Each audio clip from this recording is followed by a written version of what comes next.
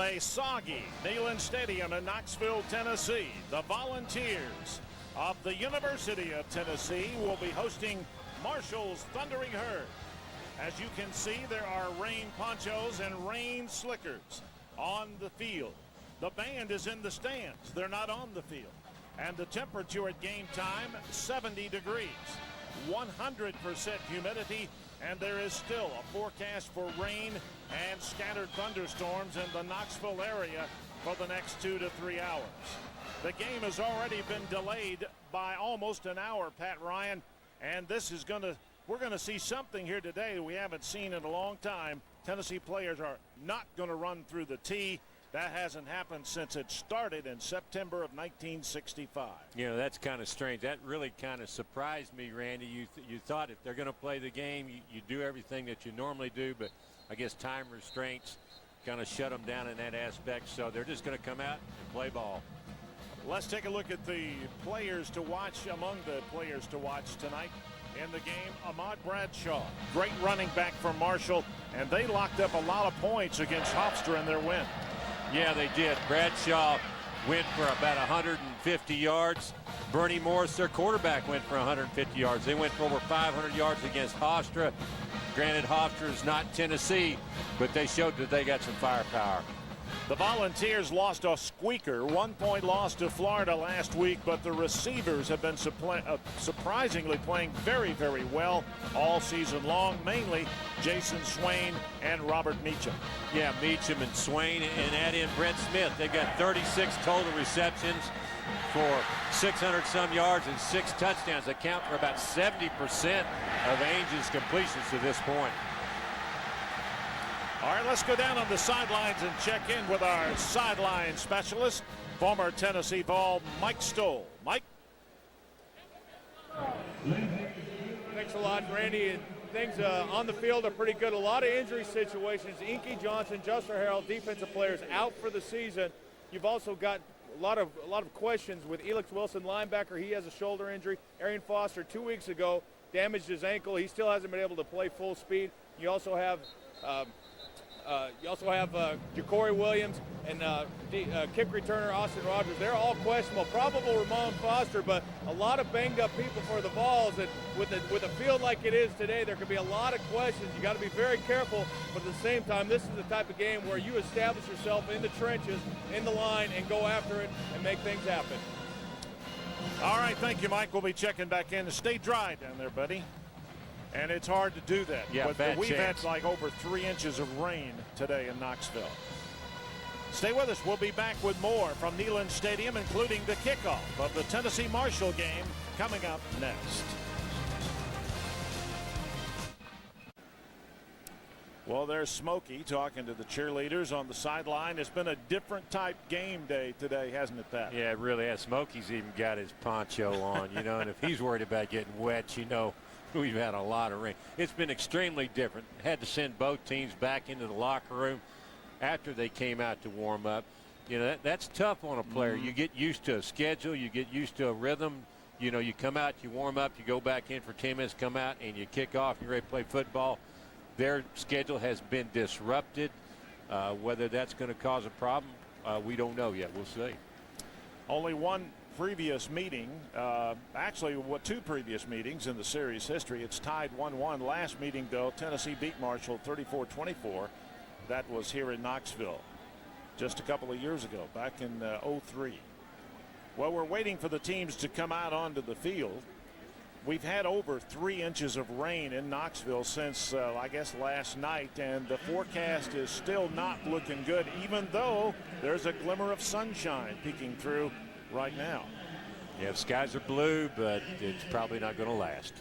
All right, let's go down to the field and the playing of our national anthem.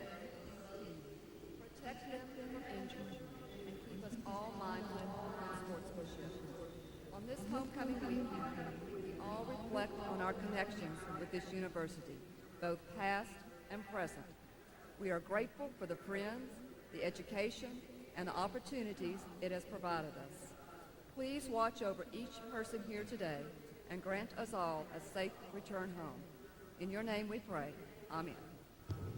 To honor America, please join Andrew Winslow and the Pride of the Southland Marching Band, conducted by Dr. Gary Sousa, Director of Bands, in singing our national anthem.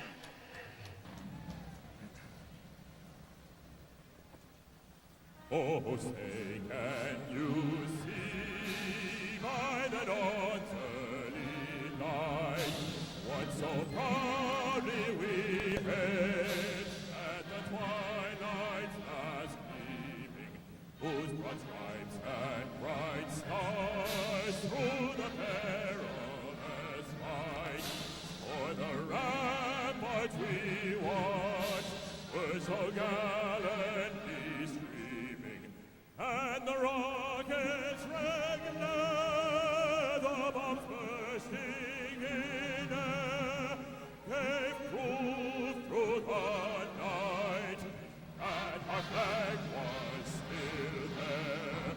Oh, say does that star-spangled banner yet wave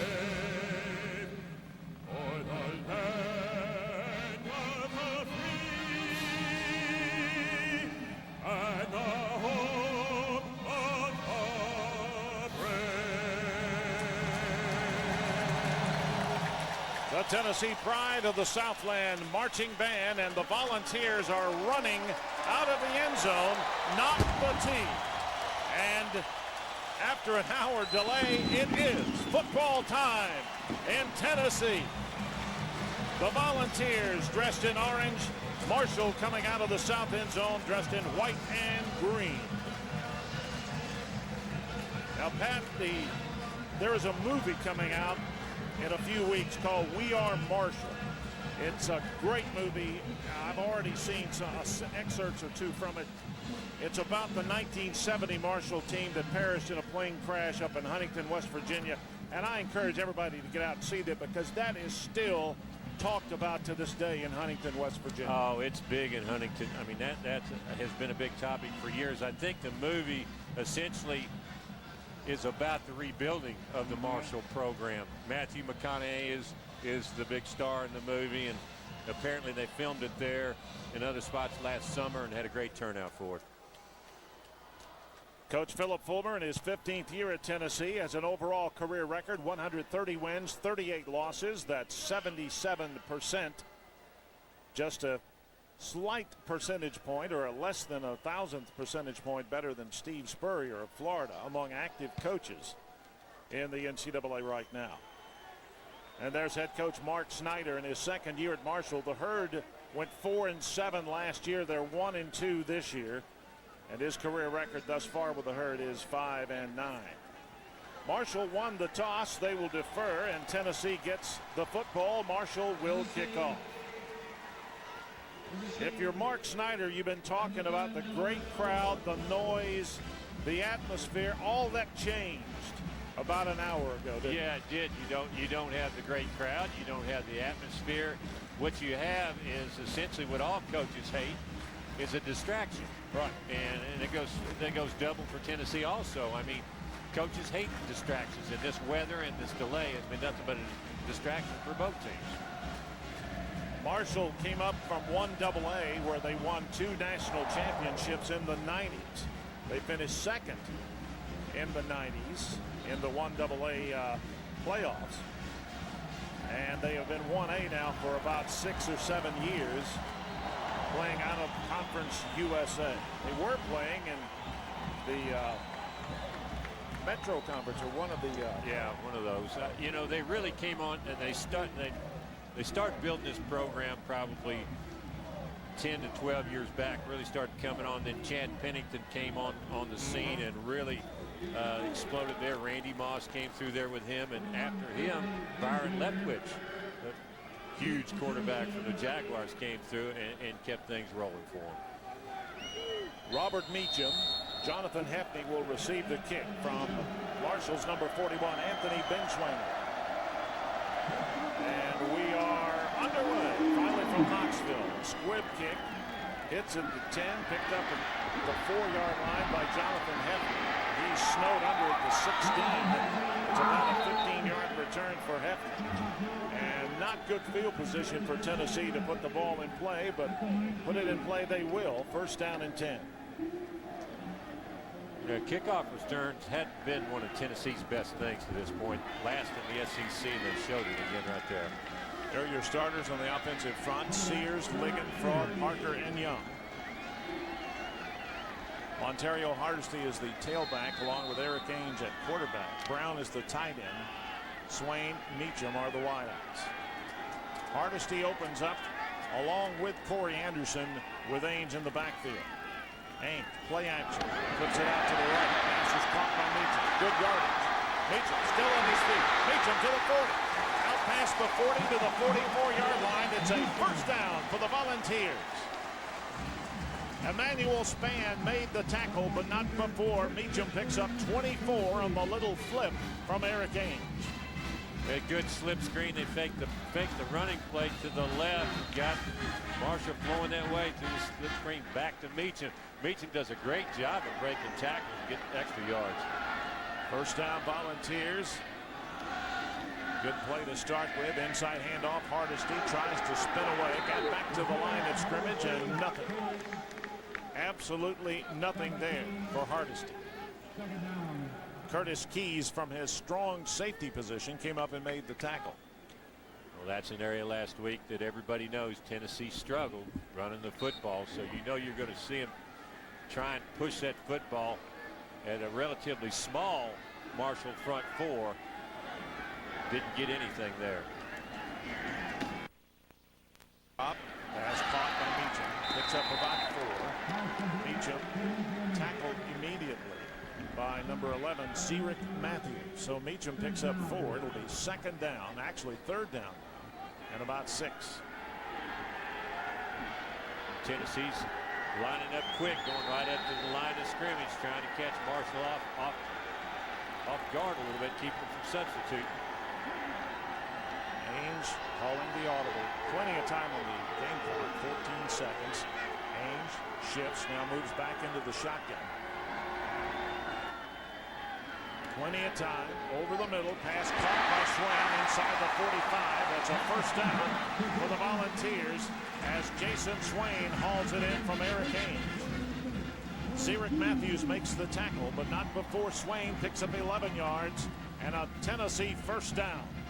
And that's a really nice throw by Eric Ainge, because Swain ran the hook pattern in pretty darn good coverage out there. They had zone coverage, but that's a tight area to fit that ball in. Eric did a good job of hitting his spots there. 2 receivers left, 1 right for Tennessee. No tight end in the quick drop. Same play. Swain very close to a first down. He picked up at least 9. Ian Hoskins makes the tackle from his strong linebacker spot, but not before Jason Swain picks up at least 9.5. And that's Tennessee's answer to a running game on first down. Nice short pass to the outside. If they're going to play off these big wide receivers, you can expect Eric to keep standing up and hitting them on short stops and short outs. Ainge 4 out of 4, 47 yards thus far. Tennessee driving, second, less than 1. Hardesty has the first down inside the 30. Carries it down to the Marshall 27. Juan Underwood makes the tackle, but it's another Tennessee first down, and they mark it at the Thundering Herd 27-yard line. Well, you can expect Tennessee to try and pound the ball a bit. Underwood's about the only guy Marshall's got that's got any size in there. He goes well over 300. They got him listed at 327. I'd say that's being kind. There's that reverse. Meacham, they have it smelled out. He gets away from one man, not the other, and almost gets back to the line of scrimmage. Marshall played that one very, very well, and Meacham did a good job of getting back to the line of scrimmage. Actually lost maybe about a foot. Well, Marshall, as you said, had that smell, that defensive end. He stayed home, didn't go anywhere. He's either real lazy or real smart, because he stayed right where Meacham was going. You're talking about Albert McClellan, 6'2", 245 pounds, a sophomore. Second down, 1. Second and 11. Pass caught by Brett Smith, and not much there. He might have picked up 3 as he hits it down to the 30-yard line. Well, that's just throwing a nice quick screen out to Meacham. He's got 2 blockers out there. Marshall does a good job of shedding the blocks, slowing things down, giving people a chance to get up and make the tackle. Relatively short game. Tennessee 3rd and 8. 2 receivers left, 1 right. Chris Brown is in the backfield for Tennessee along with Montario Hardesty. Haynes is checking off now with 10 seconds on the game clock. 3rd and 8 for the Volunteers. Marshall acts like they want to come. That's what Ainge is looking at. And they are. Pass incomplete. The pass was intended for number 12. That's Lucas Taylor. But right on him was Jeremy Rodamine. And it's incomplete, and Tennessee faced now with a 4th down. That's good tight coverage by Rodamine because Taylor ran a pretty good route. In fact, he hit the stop and moved outside to give Ainge a lane to throw that football. The defender was just there and made a nice play. Casey Woods will hold. James Wilhoit will attempt a field goal of about 42 yards. Right down the middle. Let's see if it's good.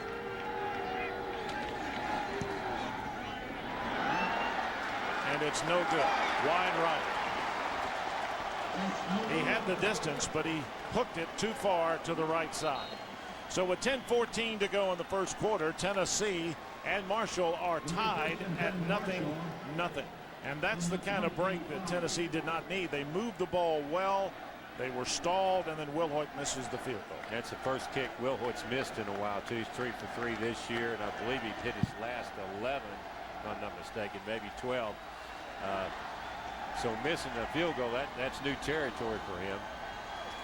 So we will take a break. 10:14 to go here in the first period. It's Tennessee 0, Marshall 0. We'll be back to Neyland Stadium in Knoxville in just a moment.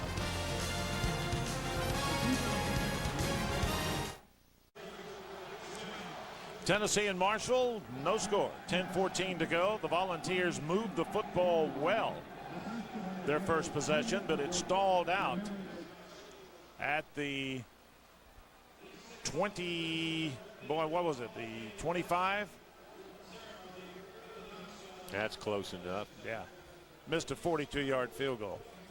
Ryan Carl, Alex Wilson, and Gerard Mayo are the starting linebackers. Marvin Mitchell is now in there for the Volunteers. So Mitchell is in at middle linebacker. Tennessee 2-1 on the year. They play their first 4 games at home. This is the 4th one. They'll be on the road at Memphis next Saturday at noon at Liberty Bowl Stadium in Memphis, Tennessee. And Memphis is a team that can be very dangerous. They've got plenty of offensive firepower. Defensively, they've had a few problems. In fact, they recently fired their defensive coordinator, Joe Lee Dunn. I guess it was after the last loss they had. Tommy West, head coach, decided he needed a change, and so no telling what you're going to see from their defense, but their offense is always high-powered. They blew a 13-point lead and lost at East Carolina. And on Monday, when the team got back together, Coach West fired Joe Lee. He's been one of the top defensive coaches in the SEC for years. Yeah, he's been around. He's the guy that coaches flying by the seat of his pants. No headset, no anything. He just goes on gut feeling. Marshall has it first down at 10. Bernard Morris opens at quarterback. Ahmad Bradshaw at tailback.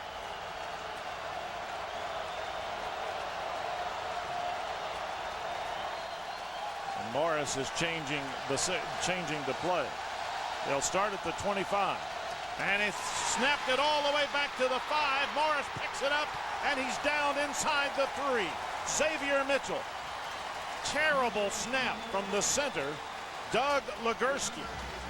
A huge loss, 22 yards, and the herd is backed up now to the Marshall 2.5-yard line. Yeah, not exactly how you want to start your first offensive series. A real wide snap to the right. I thought the X-Man, Xavier Mitchell, might beat the quarterback to the ball. Easiest sack he's ever had. Second down and East Tennessee to go for Marshall. 32 yards to go on second down. They hand it on a delay to Bradshaw. They rack him up at the line of scrimmage. Marvin Mitchell was there for Tennessee along with Jonathan Hefney. No gain. Well, they had everybody flowing to the right there, but Hefney came up tight from his safety position. Didn't take the little shake and bake. Does a good job of driving through his legs and tackling him short. Loss of a yard. It's now third down and 33 for Marshall.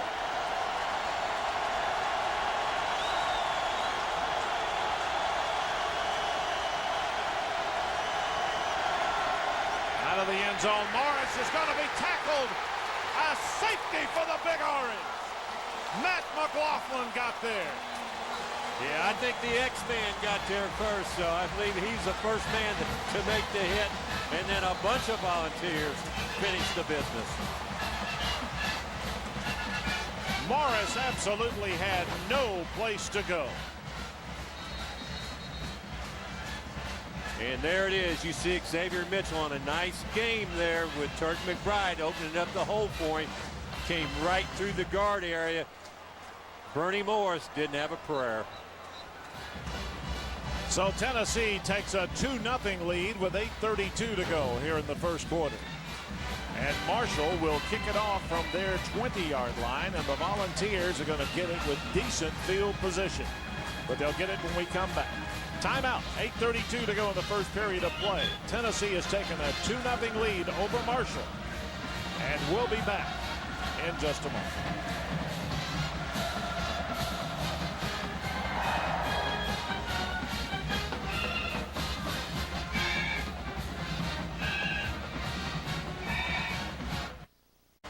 Well, it's been an unusual day all day, Pat Ryan. The Volunteers did not run out of the tee for the first time since 1965, and they lead it 2-0. Well, you know, we had the rain delay. We came back out and hit a 2-run homer, and, you know, that's what you got. And there's the guy that got him, Matt McLaughlin, along with Xavier Mitchell with the safety. They tackle Bernard Morris in the end zone. Boy, I tell you, one bad snap and everything went downhill for Marshall in a hurry. Well, you know, and that's arguably their best player on the offensive line. Their center is, you know, Doug Legursky. He's a Remington Trophy nominee this year, an All-American nominee, and guy with the most experience up there. And they run out of the shotgun all the time, so it's not something that's new for them. So maybe he got a wet ball or got a little nervous. Who knows? Jonathan Hefney will drop back in single coverage. He'll stand at the 20-yard line for Tennessee. And it will be, I think, Ian O'Connor to punt it from the 20. Knoxville boy. Several Knoxville kids on this team, 3 of them at least, that play a lot. There you got O'Connor. He punts and has done some kicking. And then you've got 2 offensive linemen, Zane Bruin and John Inman, that play quite a bit. So Ian O'Connor will punt as Tennessee takes a 2-0 lead over Marshall. And it's a good kick. A high kick fielded by Hefney at the 12. Tennessee's got a return on. Hefney squeaks past a couple of guys, but not past the second flow of Marshall players, and Tennessee gets it in play. First down and 10 at the 27. Well, Pat, look at the field, and this field is probably, despite over 3 inches of rain, is still in better shape than most other fields around anywhere. It's in great shape. I talked to Bobby Campbell. Here you go. You see what it's made of. You got 12 inches of sand over gravel. They say this thing drains just like a green at a golf course. 10 minutes after it stops raining, the puddles would go away and the grass is relatively dry. It looks great from up here. Tifway Bermuda grass. Quick drop. Haynes had it caught by Meacham out to the 32. Like you said, that's that quick running play that Tennessee is not doing, but they're going to the short passing game. And I think they've showed you in their first series, and with that play there, just exactly what their philosophy is going to be today. They're going to use a short, controlled passing game to complement their running game, and essentially using a lot of short passes as their running game. So that ball was tipped at the line of scrimmage, and he still went right to Meacham. You know things are going good. Pick up a 5. It'll be 2nd down and 5 from the Tennessee 33. Long snap count. Marshall coming in a hurry. That was intended for Meacham, but over his head. And Marshall was blitzing that time. Now Marshall ran kind of a zone blitz, and Shavard Greer pulled off the line of scrimmage out into the flat area and read the drop of Ains. I keep saying Danny Ainge.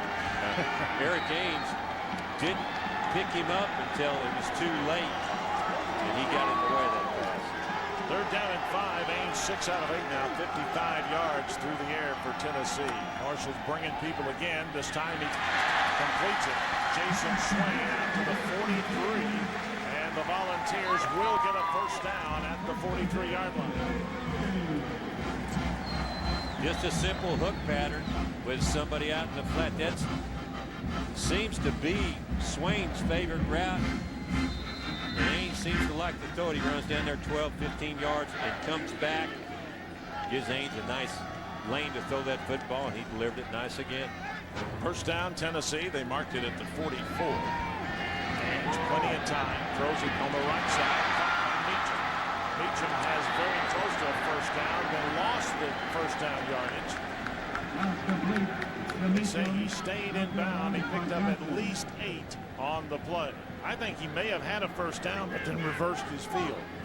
Yeah, he tried to make something more than what he had, and Marshall did a good job of pursuing and pinning him in on the sideline. Gave him no place to go. 2nd down and 1. They say he picked up 9. There's Meacham, who comes out limping. We'll keep our eye on that with Mike Stoll here in just a few moments. In motion to the near side goes Brett Smith. Ains gives it to Hardesty. Leaps one guy. I think he has the 1st down. He's going to be very close. Ian Hoskins and Matt Couch make the tackle. He needed a yard. He didn't get it. It'll be 3rd down and about a foot. And Marshall defense acted like they knew where Tennessee was running the football. It seemed like they sent 4 guys to that exact spot. Couldn't move that many guys out of the hole. Hardesty got flipped over. So Tennessee faced with a 3rd down situation, but it's less than a yard. Tennessee with Chris Brown, Brad Cottom, and Jeff Cottom. 3 tight ends in the game, and Marshall has called a timeout. Timeout. Well, you know what Tennessee's wanting to do with 3 tight ends. They're wanting to line it up and run the football and get the 1st down, keep the drive going. We'll see if that's what they do when we come back. 5:25 to go in the 1st quarter. Tennessee leads Marshall 2-0. We'll be back to Neyland Stadium in Knoxville in just a moment.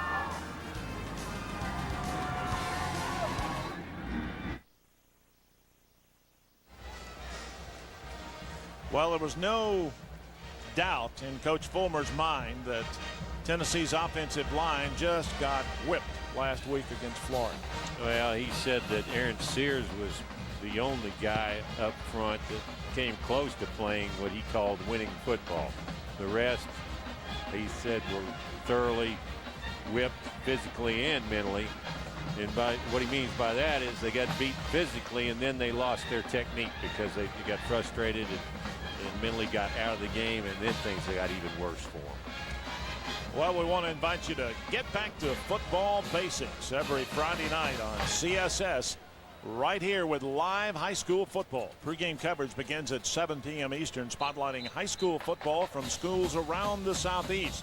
Then stay tuned for the live CSS Game of the Week, followed by our post-game show at 11 with scores and updates from around the region.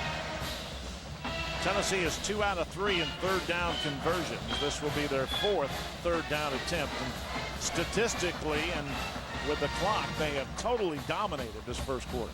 Yeah, they really have. And this is a situation that you got to be, Marshall has to be careful because 3rd and short, you're on their side of the field.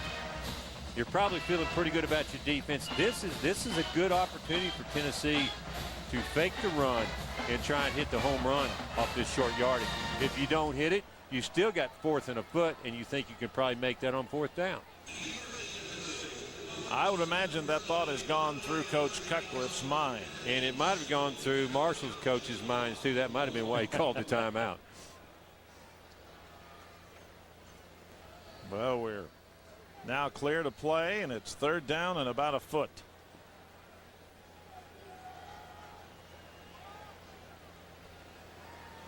Now they mark it for play. Ainge calls the play, and Tennessee breaks from the huddle. Swain to the right. Hardesty is the setback along with the fullback. That's Corey Anderson. They give it straight ahead. There's the fake. The pass. 10, 5, checkerboard. Touchdown, Big Orange. Jason Swain. And Pat Ryan, you called it, 47 yards from Eric Ainge to Jason Swain. Well, it was a perfect situation. A beautiful fake from the line, the running backs, and Eric Ainge. I couldn't tell up here that he really still had the football. Swain does a good job of coming in, faking the stock block, and then losing his guy at the middle of the field, and it's just a really nice touch pass over the top.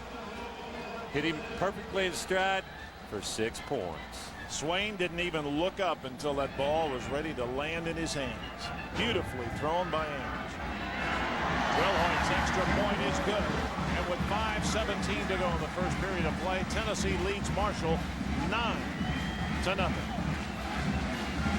As Tennessee strikes for the home run, 47 yards, Eric Ainge to Jason Swain on a 3rd and a foot. Well, just a beautifully conceived play. It was run to perfection. I mean, a lot of times when you try and run a play action play like that and try and fool the defense, you don't have guys that are good actors. In that situation, Swain did a great job of acting like he was going to block. Ainge did a great job acting like he handed the ball off, burying it in his belly, sucking the defense in, and Marshall took the bait. And that bait has led to a 9-0 Tennessee lead. The Volunteers have now 122 yards passing and 6 yards rushing. And Marshall has a minus yardage total. And it all started with a bad snap. Yep. So I'm sure they're hoping for a better result this series. Number 28, Chubb Small, and number 24, Emmanuel Spann will return the kick for Marshall as Wilhoit kicks it off from the 35. Got a good foot into it, about 5 yards deep into the end zone, and Marshall says we'll bring it out to the 20. The Herd will put it in play, 1st down and 10 from the 20-yard line. Hey, where's the Buffalo? He's here in Knoxville somewhere. I mean, why would you bring your Buffalo with you if he's not at the game? Oh, you talking about the Buffalo? I thought you were talking about Stoll. No. There's Ainge. Oh, he just waits to the last second, lays it up. He likes it. I want to know where the Buffalo's at. He's got a microphone down there somewhere. Morris, the keeper. Tennessee, they've got that smell out. They'll drop him for a 3-yard loss. Gerard Mayo says, no, sir, you're not running the football on the option against me. Well, Tennessee's seen a lot of option over the last couple of weeks, or at least the quarterback running the ball a lot. Morris that time spun out, came down the line, tried to get some himself. We just strung it out to the sideline. Seth Cook, here's your lineup. David Ziegler, Legursky, Leggett, and Jones up front. Ahmad Bradshaw, the running back. Shop, Spann, Fitzgerald, and Morris. And, of course, Morris is the quarterback. Bernard Morris. 2nd and 12. Play action. Morris rolling right.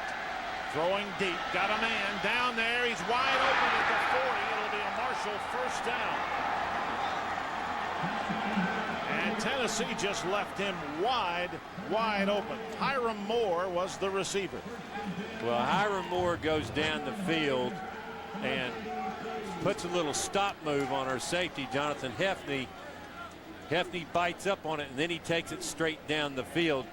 Hefney knew as soon as it happened that we talked about taking the bait. He took the bait, and the quarterback laid it in there. Tennessee watches as Marshall goes 47 yards, and they're down now to the Tennessee 33, first down. Morris hands to Bradshaw.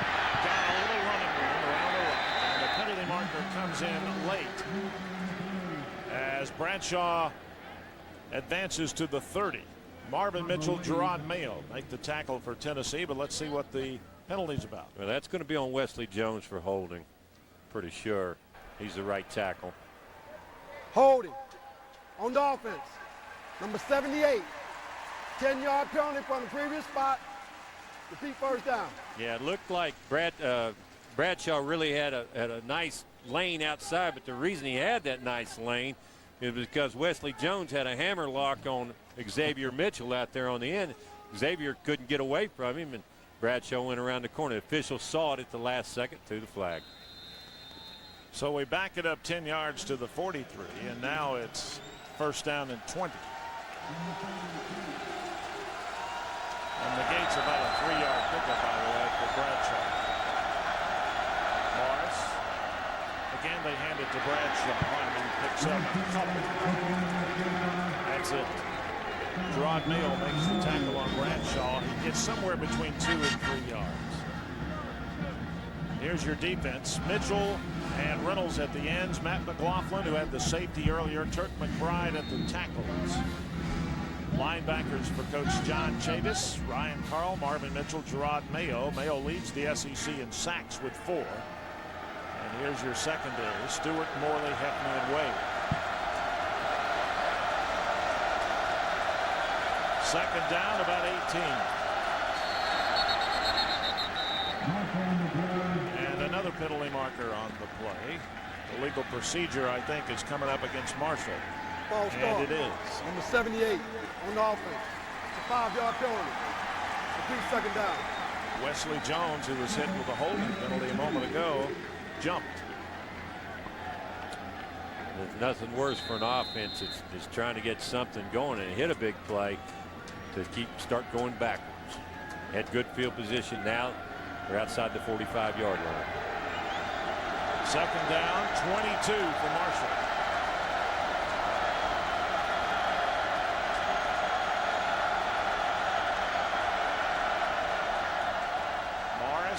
Might have been a mix-up. Tennessee snows him under, loses about 3. Mayo was there. We'll see where they mark the football. Also helping out Turk McBride, number 90. And they're still going backwards. Well, Tennessee brought the corner blitz that time. It really didn't have much impact on this play because Morris was coming left.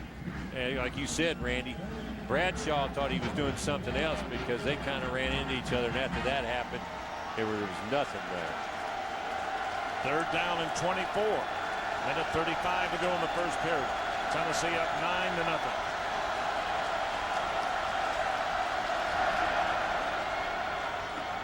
Delay. Bradshaw to the 45. Picks up maybe 2 or 3. That's it. Demetrius Morley, and Chubb Small was the ball carrier, not Bradshaw. But Morley makes the tackle, and it's fourth down and 21 for Marshall. That's a good play by Morley. He did a good job of filling up the line of scrimmage, taking on Small before he got too far. Ian O'Connor will punt, and he pooches it. Fair catch at the 10. No flag, but a Marshall player kind of waved at Hefty on that play. 34-yard punt, no return, and Tennessee puts it in play. First down and 10 at the Volunteer 10-yard line.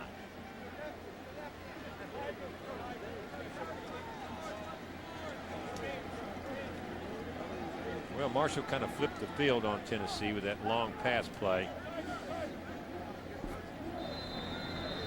But they're down at the 10-yard line now. Let's see. This would be a good opportunity for Tennessee to get a running game going and get some field position, even if they don't get the touchdown. Be able to move it down the field. Marcus Coker, good yardage, crosses the 15, picks up 5, maybe 6. Ian Hoskins makes the tackle. Robert Meacham is back in the game for Tennessee after he left. He was feeling ill on the sideline, so I think he missed the last series, but he's back in there. He ate too much pizza in that rain delay. That's what Tennessee's looking for. 5 yards on first down, 5 or 6 yards. That move in the line of scrimmage, that's what they want out of their running game. And that will be the end of the first quarter. The clock runs out. It's been a good first period of play for Tennessee here in Knoxville, though it was about an hour late getting started. Tennessee leads Marshall 9-0. And let's swap into the field, and we'll have the second quarter for you here at Neyland Stadium in Knoxville coming up. Your score after one period, Tennessee 9, Marshall 0. We'll be back.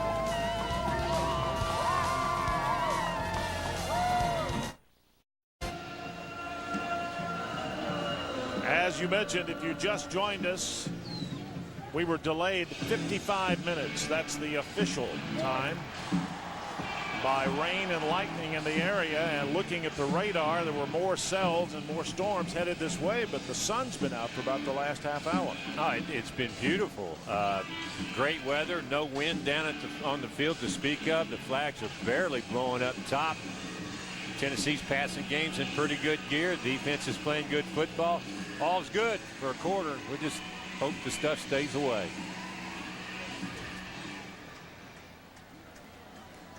Let's take a look at what it looked like earlier today. It was raining very, very hard about an hour and a half ago.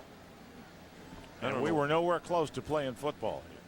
Well, yeah, they talked at one time, Randy, about possibly the possibility was there that they could postpone this game, which I really had never heard of. But the way the Lightning was, they talked about that the possibility was very real.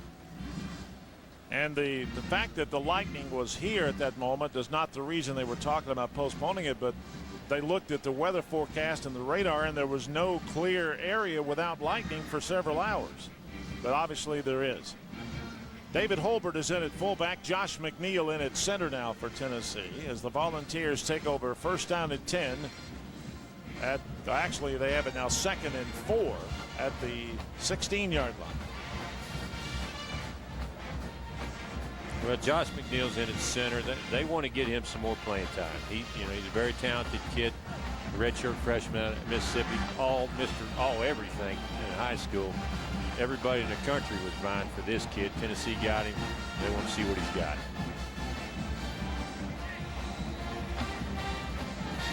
So Tennessee puts it in play now, 2nd down and 4 from the 16-yard line. LaMarcus Coker, who picked up 6 on the first carry of the day for him, is still in there. Holbert is in motion. Give it to Coker again, who gets past the 20 and has a first down. LaMarcus Coker looking pretty good at that running back spot. Curtis Keys makes the tackle. Minus 23 rushing yards for Marshall, 49 passing, total yardage, a big edge for Tennessee. 5 first downs, and Tennessee pretty dominant in the clock as well. No penalties for the Volunteers. Michael Frog is now in at guard, and Josh McNeil is at center. Again, Holbert in motion. Here's the give. Coker, big hole. He gets 3. Tennessee's got some plans to work on that running game, too. Albert McClellan makes the tackle. Big 6'2", 245-pound sophomore. Yeah, and they're giving Holbert a chance at the fullback spot. That's one place they haven't been real happy with. They want to get more production blocking out of that position. The last 2 plays, he had a chance to blow somebody up and cut them both times. That's not what you're looking at for your fullback. You want to see him blow people up. 2nd down 7, Marshall coming, and the pass is caught, but very little gain for Chris Brown. He's caught at the 25. It's a gain of maybe 1, maybe 2. But that's not all bad. Ainge saw him coming off the corner there. He was unblocked. His protection didn't pick him up. He had to get rid of it quick, and he made something positive out of something that could have been negative. I'm not used to it being this quiet here at Neyland Stadium. Well, isn't that the truth? They sold 104,818 tickets, but I would say about half that's here. Ainge, third down, over the middle, pass caught, first down. Brett Smith, the receiver, he crosses the 40 and gets it out to about the 42, and it'll be a Tennessee first down after a 16-yard pickup from Ainge to Brett Smith. Well, Brett Smith's coming out of the slot. He just comes into the middle and hooks it up between the linebackers. That play, David Cutcliffe ran that play for all the people that call in and say Tennessee never throws over the middle. So he said, here you go. Yeah. There's some of the empty stands and the crowd here today. First down, Tennessee. Ainge gives it to the fullback, Holbert. Or that's Coker. Coker got the call. Picks up good yardage on first down. Matt Couch makes the tackle from his weak linebacker spot for Marshall. You know, Coker's doing a good job. He's a good north-south runner. He doesn't mess around. He makes a cut, and he goes hard. Covers it up with both arms, doesn't take a chance of a fumble, and hits it in there tough. Pickup of about 3, second down and 7. Ainge out of the shotgun. And it's incomplete. The pass was intended for Chris Brown. Well, that was just short, more or less. That was a little flat pattern out to tight end. They had blitzed up the middle, so they had perfect coverage for that.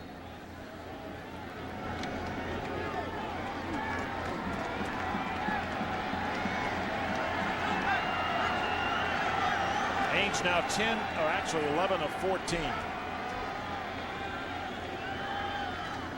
Ainge on third down and about 6. Pass incomplete. A little bit behind the intended receiver, Jason Swain. C.J. Spillman was there to cover and to break that up. That's good coverage by the cornerback. They showed a zone, double zone coverage out there, but the cornerback followed Swain in there. Ainge saw him and tried to really blow one in there, but he threw it behind the receiver. He had the ball up front. He probably would have had it. He did. Tennessee will punt.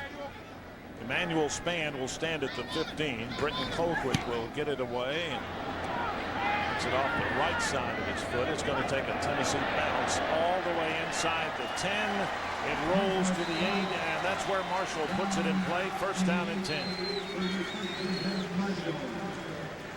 47-yard punt by Colquitt. Not a great looking punt, but when it hit the ground, Tennessee got a good bounce. 11:54 to go here in the first half. Tennessee leads Marshall 9-0. You're right. That wasn't the greatest looking punt by Colquitt, but you know, like you say, sometimes you rather be lucky than good, or maybe he meant it to be that way, but the ball hits the ground, rolls down there, and before you know it, he's got a 47-yard punt. Last week he had a 48-yard punting average, so he's had a good year so far. I think he's averaging 44 yards. He's in the top punters for gross in the SEC. Unfortunately, net-wise, he's way down the list because we haven't done that great a job of covering punts. Tennessee scored first on a safety as defensive tackle Matt McLaughlin tackled quarterback Bernie Morris in the end zone.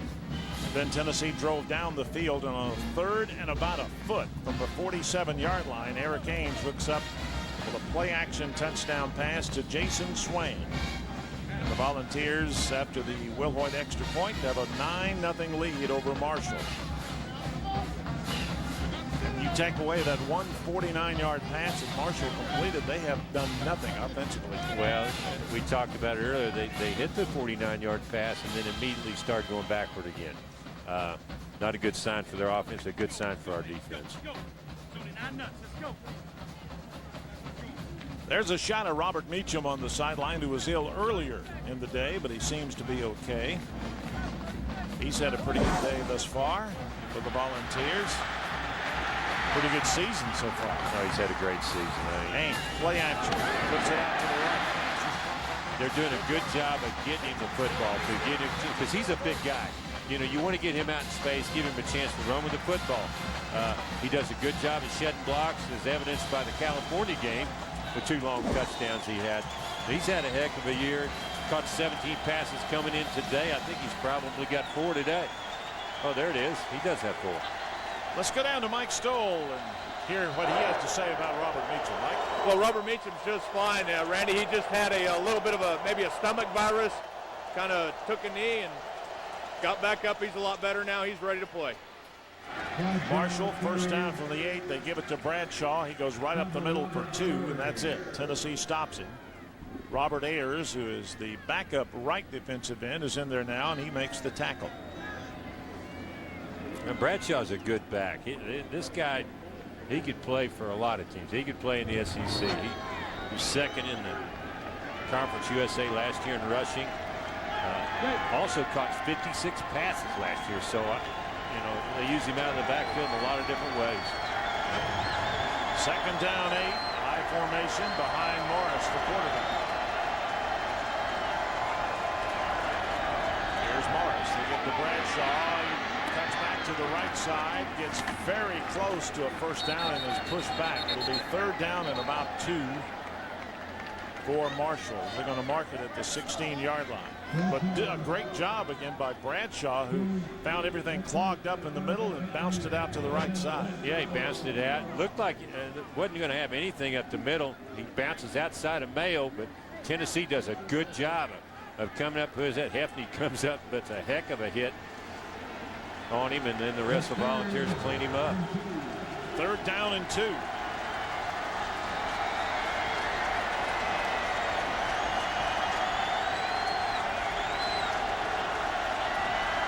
Bradshaw's carried it 5 times for 8 yards. Crowd trying to make some noise.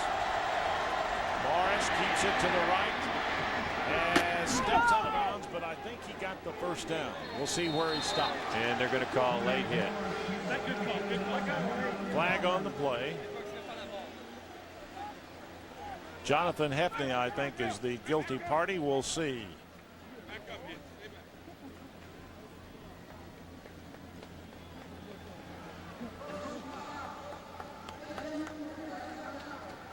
Defense. 15-yard penalty from the end of the run. First down. Well, here you go. You got the quarterback out of the shotgun running the option this way. It looks like just a pure quarterback keeper, and he does. And that, I don't know, from that replay, it didn't look like he was really out of bounds that far. That's looked like Marvin Mitchell was the guy that got him, or Jonathan Hefney. Well, they called it on Hefney, so we'll see. Nevertheless, Marshall has a first down out to the 35 after the penalty. It's only the 2nd first down for Marshall this afternoon. First down and 10, Marshall at the Thundering Herd 35-yard line. Chubb Small is in at running back. There's the play action. Morris throwing it. Pass is caught at the 42. He stays in bounds. Good yardage that time. Pick up about 6. Emmanuel Spann, the receiver. Yeah, that was good coverage out there by Wade. He was all over him. It's just he was behind him and couldn't get through him to get to the football. Actually going to say he got 8. Stepped out or was shoved out further up the field than I thought he was. Or stopped. 2nd down and 2, Marshall. Tight end for the Thundering Herd is in the backfield with quarterback Morris. Handoff straight ahead, first down. To give it to Chubb Small, and he picks up 3. Gerard Mayo and Jonathan Hefney make the tackle. But Marshall is moving now. The Herd has another first down. They're getting very close to midfield. This drive started now at the Marshall 8-yard line. Well, 15 yards of it was the penalty, which helped out a lot. But Mayo's in on a lot of tackles, has been since the season opened up. You said before, he leads the SEC in sacks, and you know, he's in the top 10 in the SEC in tackles, as is about 3 or 4 of the balls. Hefney and Mitchell and Ryan Carl. First down, Morris out of the shotgun for Marshall. The draws. Chubb Small was held up by number 99 for Tennessee. That's J.T. Mapu, and it allowed him to have some of the linebackers catch up to him, mainly Gerard Mayo. You're right. JT made that play because he slowed the running back up, made him move a little farther left than he wanted to. When he had to cut back, that gave Mayo a chance to make that tackle. Still picked up 2 yards. Let's take a look at it. There's Mapu getting the grab. Held him up until Mayo made the tackle. All right, pick up a 2. Second down 8. Line of scrimmage just shy of midfield.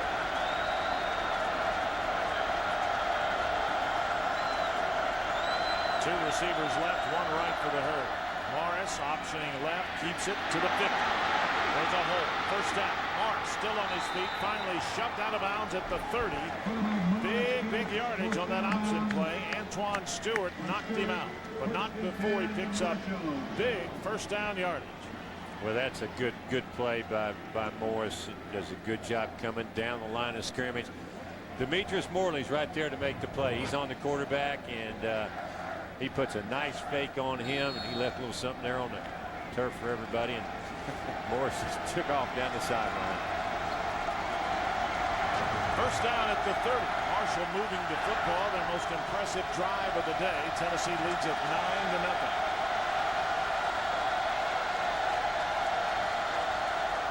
There's Morris straight ahead. Not much there. Maybe a yard. Xavier Mitchell after a 2-yard pickup. For Marshall, Ahmad Bradshaw gets 2. It's second down at 8.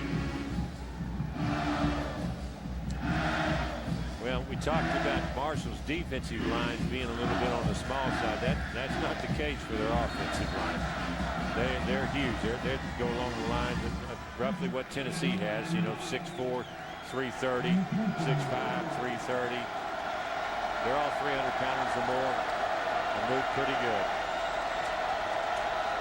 Second down, Tennessee coming with a blitz. Morris over the middle. It's going to be incomplete. Almost intercepted by Antoine Stewart. Then on the deflection, almost caught by Hiram Moore. Well, Morris made a bad decision to throw that football, and you're right. Antoine Stewart was right there to make the play, just didn't convert. Hefty was there first. He ran right past the football. I think he lost it, but Stewart's right there to make the play, just couldn't convert. Those are the kinds that you got to have that just are drive killers. Third down and 8. Marshall 1 out of 3 on the day so far in third down conversions. 9 plays, 65 yards this drive. Marshall still has not hit pay dirt. Morris over the middle, caught by the tight end. Short of a first down, but there's a flag on the play.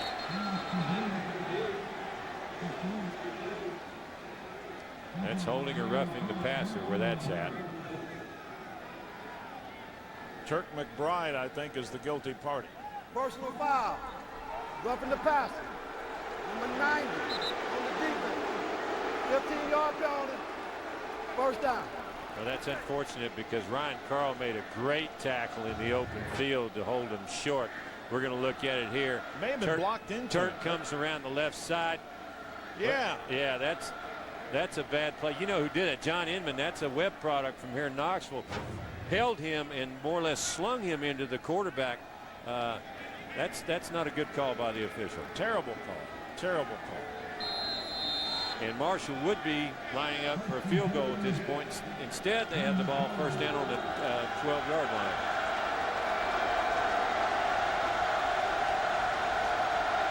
First down at the Tennessee 12. Marshall's most impressive drive of the day. Here's Morris on the keeper. Morris inside the 10 to the 5, down to the 4. Gerard Mayo makes the tackle. With Morris on the keeper, gets good first down yardage. Well, you can be sure we're going to see more of that now. That's twice they've run it with some success. Did a good job of chopping the defensive end, getting him down, and then we've got a quarterback again in position to make the play. He just lets the quarterback play him instead of the other way around. Second down.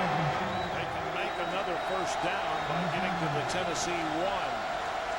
Following that 6-yard pickup by Morris.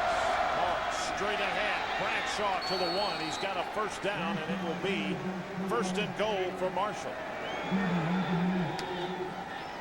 Jonathan Hefney made the tackle.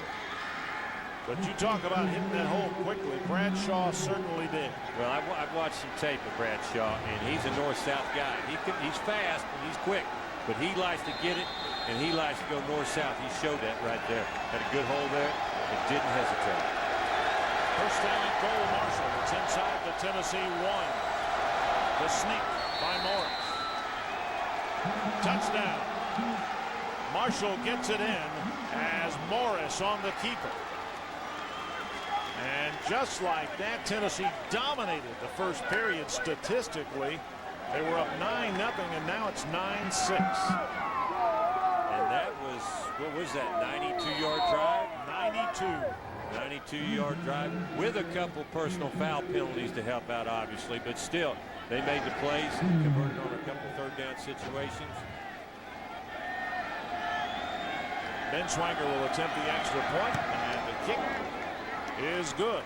And with 5:28 to go here in the first half, Marshall is on the board. Tennessee leads the Thundering Herd 9-7. The difference now is that first quarter safety. And guess what? It's raining in Knoxville.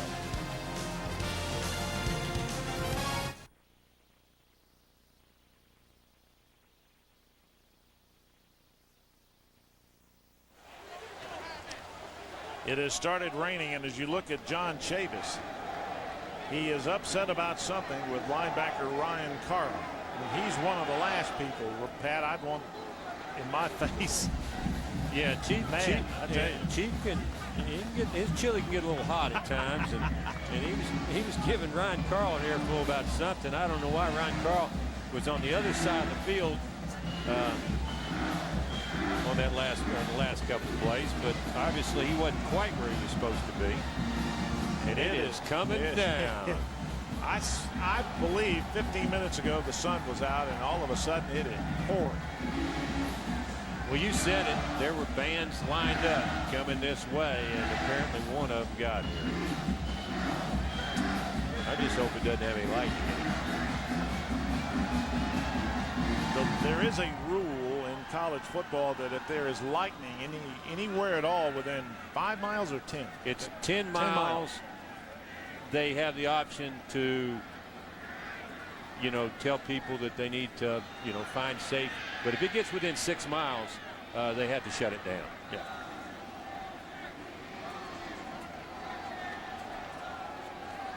And they do have computers, and they are watching the internet, and they are watching the live radar, so they will know if it gets within 6 miles. Years ago, I mean, we just started this game on time, and played it no matter what. That's just, that's the way it was done. But technology, what can you say?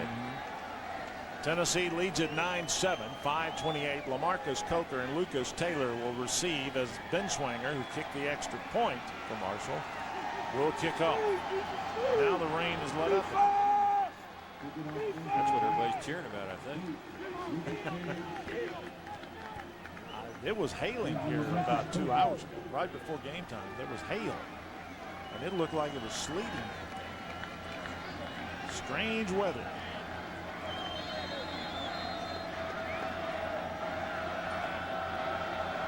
Taylor and Coker. They kick it on the ground. Picked up by Holbert, one of the Tennessee upmen. Flag on the play. And I believe Marshall was offside.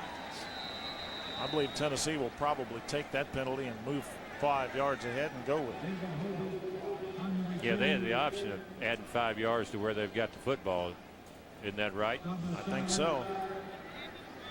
They've changed a lot of these kicking rules. Used to be you had to kick it again and move it back 5 yards.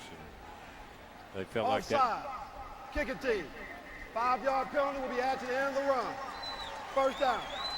So Tennessee with a good field position here. Let's take a look at that long touchdown drive. Morris picking up a chunk of yards on the keeper.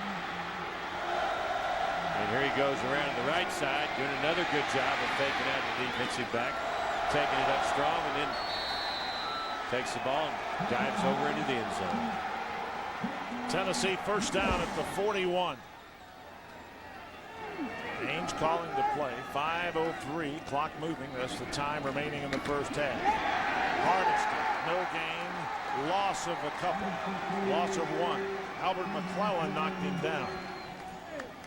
Well, somebody missed Big Albert because he came in untouched and met Hardesty in the backfield. 2nd and 11 after the loss of one.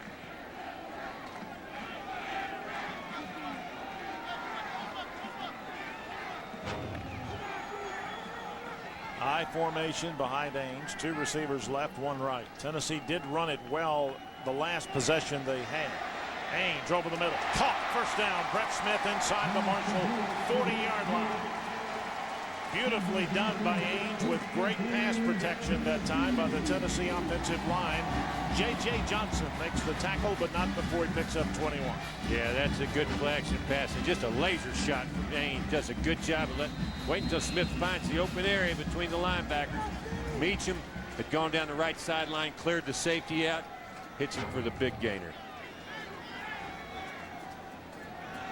Tennessee, Ames straight ahead. Hardesty tripped up at the line, loss of a yard. Big Josh Johnson. He's the leading tackler on Marshall's football team. He broke through and forced Hardesty to the outside. I guess that's Hardesty. Missed the tackle, but slowed him up, so the other guys cleaned it up.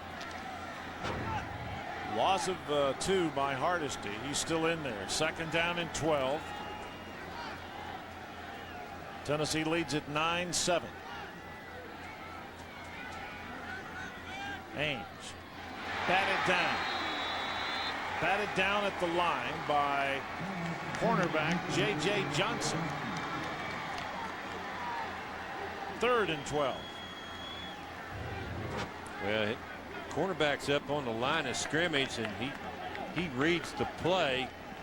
He reads the drop, and that's what you're taught to do up there is get your hands up. And offensive linemen and fullbacks are taught to get your hands down, and the way you do that, you hit them right in the midsection. Holbert was late getting to the cornerback. Ames 12 out of 16, 162 yards, but the Vols are faced with a 3rd and 12.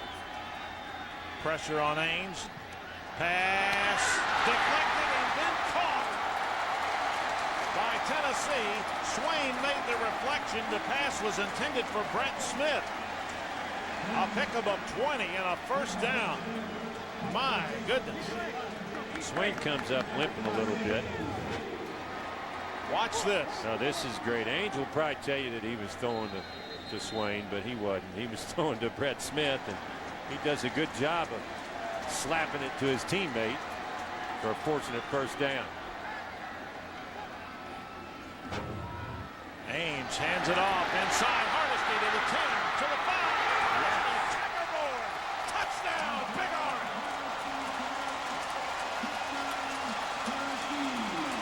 Montario Hardesty, 20 yards. And the Volunteers have extended their lead to 15-7. And that's a good drink of water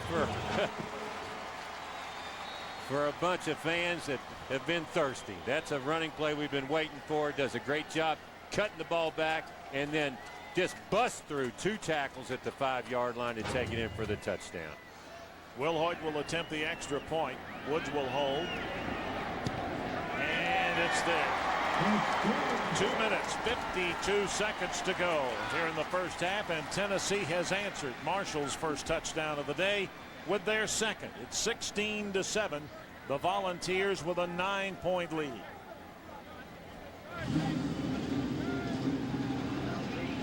There's Montario Hardesty. 4th consecutive game that he has scored a touchdown. Yeah, that was a nice cutback run by him and a good seal by the offensive line on the backside, giving him the area to run. Arguably his most impressive run of the year, I might add. 20 yards for the touchdown. Timeout, 2:52 to go. Tennessee leads Marshall 16-7. We'll be back in a moment.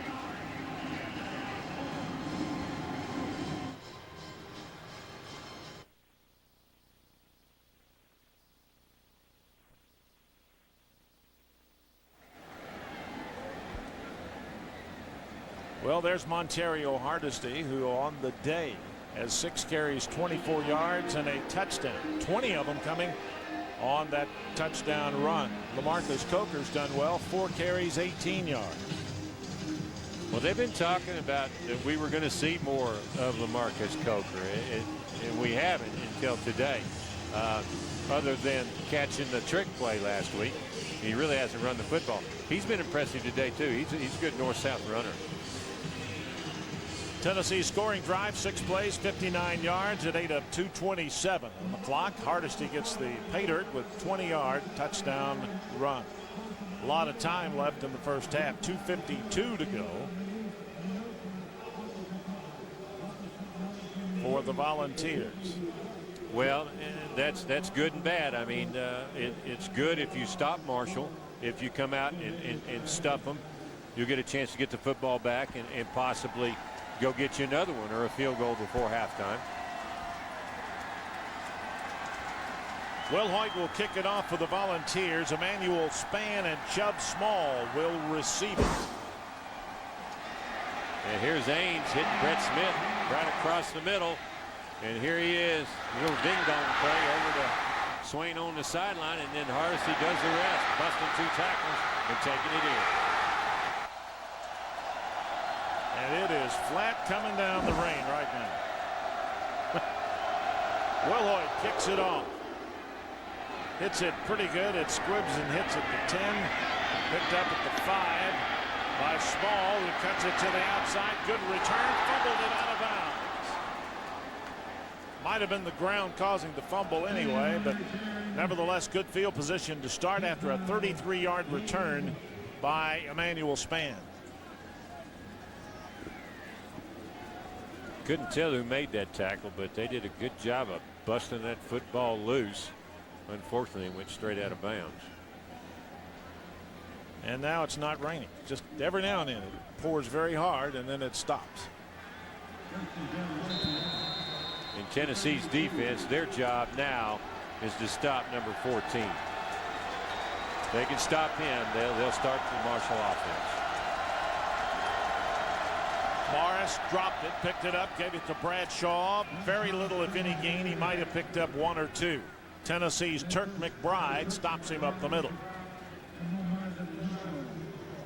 Let's check in now with former Tennessee All-Southeastern Conference lineman Mike Stoll. Mike. Well, Randy, I think it's raining a little bit down here. I'm getting a little bit wet, and you guys probably are even in the dry. But as far as what John Chavis was saying, he was getting after his players for giving up a long drive like that. When he gets mad, his players listen. We'll see if they respond on this drive.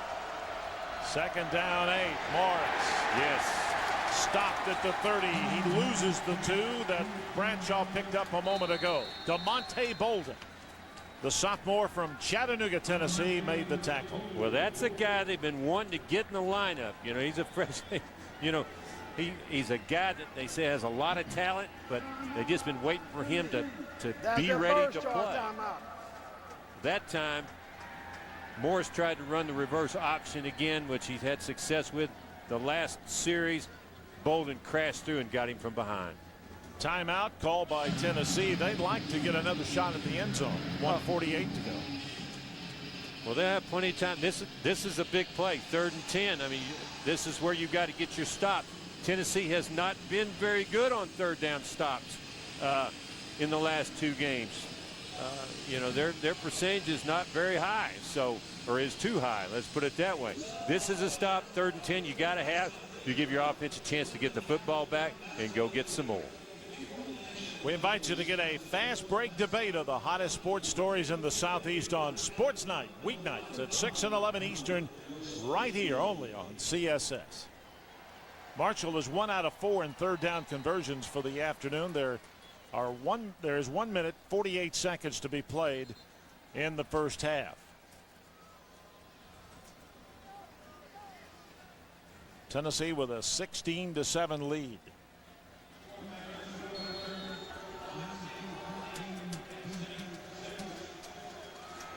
Third down and 10. Morris will operate out of the shotgun. Takes it, rolls left. Dumps it off on the left side, tapped out of bounds. Knocked away by Jonathan Heffney. And it will be 4th down for the Thundering Herd. Yeah, good play by Heffney. Quarterback rolled away from the pressure. We had good pressure come from the left side. Xavier Mitchell beat his man. He got taken down, got no flag. But they made him roll out, and Heffney was in good shape to defend that sideline pass. Jonathan Heffney will be back deep to receive the punt by Ian O'Connor. High snap. He gets it away. Pretty good kick. It's going to bounce. Heffney's got to watch and let it roll down to the 16-yard line. That's where the Volunteers get it with 1 minute and 28 seconds to go in the first half. That's a heck of a kick, considering the snap. I mean, that's a play that could conceivably be blocked. He does a good job of going high, then boots it and bottles Tennessee up at the 16-yard line. We got 52 yards of it, despite the high snap. Pretty good. I didn't realize we got two Knoxville kickers in this ball game. That's right. Clock moving, 1:19. Tennessee still has 2 timeouts. Flare it out here, caught. First down, out of bounds. Montario Hardesty did a great job of catching that little floater from Eric Ainge. There's a nice screen play and got some good blocking out front by Sears and Ligon, I believe, got out there in front of him, gave him a little something, got him a chance to get past the first down marker. Minute to go. Tennessee first down. Ainge back to throw again, going for the home run ball down the sideline, incomplete. Intended for Jason Swain. Cyric Matthews defending on the play. It'll be 2nd down. Well, that's the same play that they had Brett Smith going across the field on the other side in the previous drive, and Swain was running free down the sideline on that play. So I think they felt like they would try it this time, see if they could get him again. That time, good coverage by Matthews. Let's take a look at the end of that play right here. Well, Swain holds up, hoping to be able to come back underneath and snatch that ball while the defender goes by. It was just a little too far. Hardesty stopped after a gain of about 2. It'll be Albert McClellan making the tackle. And now Tennessee faced with 3rd. Timeout.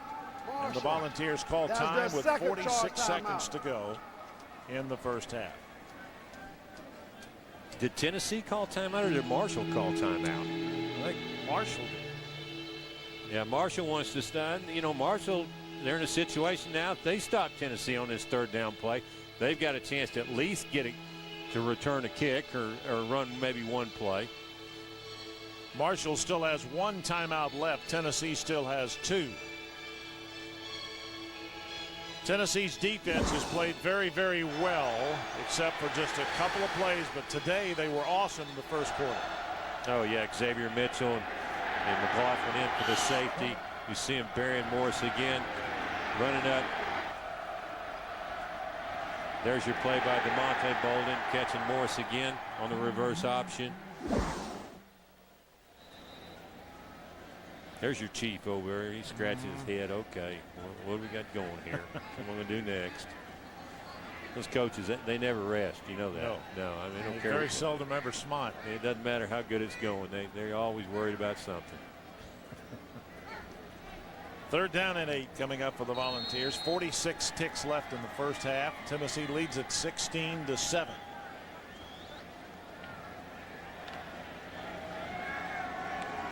Hardesty still in the backfield with Ainge on a 3rd down and 8. See, they just run this out. Ainge in trouble.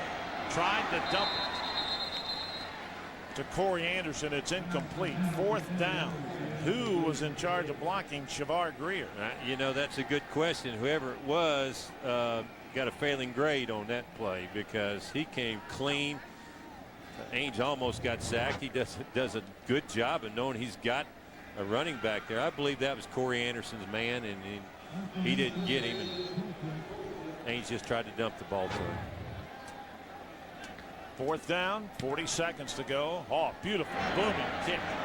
Marshall had nobody back there. He's going to take a bounce all the way inside the 10 to the 7.5-yard line. Beautiful kick by Britton Copeland. 63 yards on the kick. And no return. You talk about good good for your stat line. Those the kickers, they love those. I believe this is an instance where Marshall will just sit on it, be content to go in down 16-7. I don't think you'll see him trying anything in this situation down inside the 10-yard line. Marshall will likely take a knee and be happy to go in down 16-7. But you never know. Well, they're not going to take a knee. Bradshaw carries, gets to the 10. Marvin Mitchell, Gerard Mayo make the tackle, picks up somewhere between 2 and 3 yards, and the clock's going to roll inside 10 seconds, and that will be it. We go to the locker room for a 15-minute halftime rather than the 20-minute normally we have. Tennessee leads Marshall 16-7 here at Neyland Stadium in Knoxville. And we'll take a break. We'll be back with our halftime activities here at Neyland Stadium in a moment. Tennessee leads Marshall 16-7.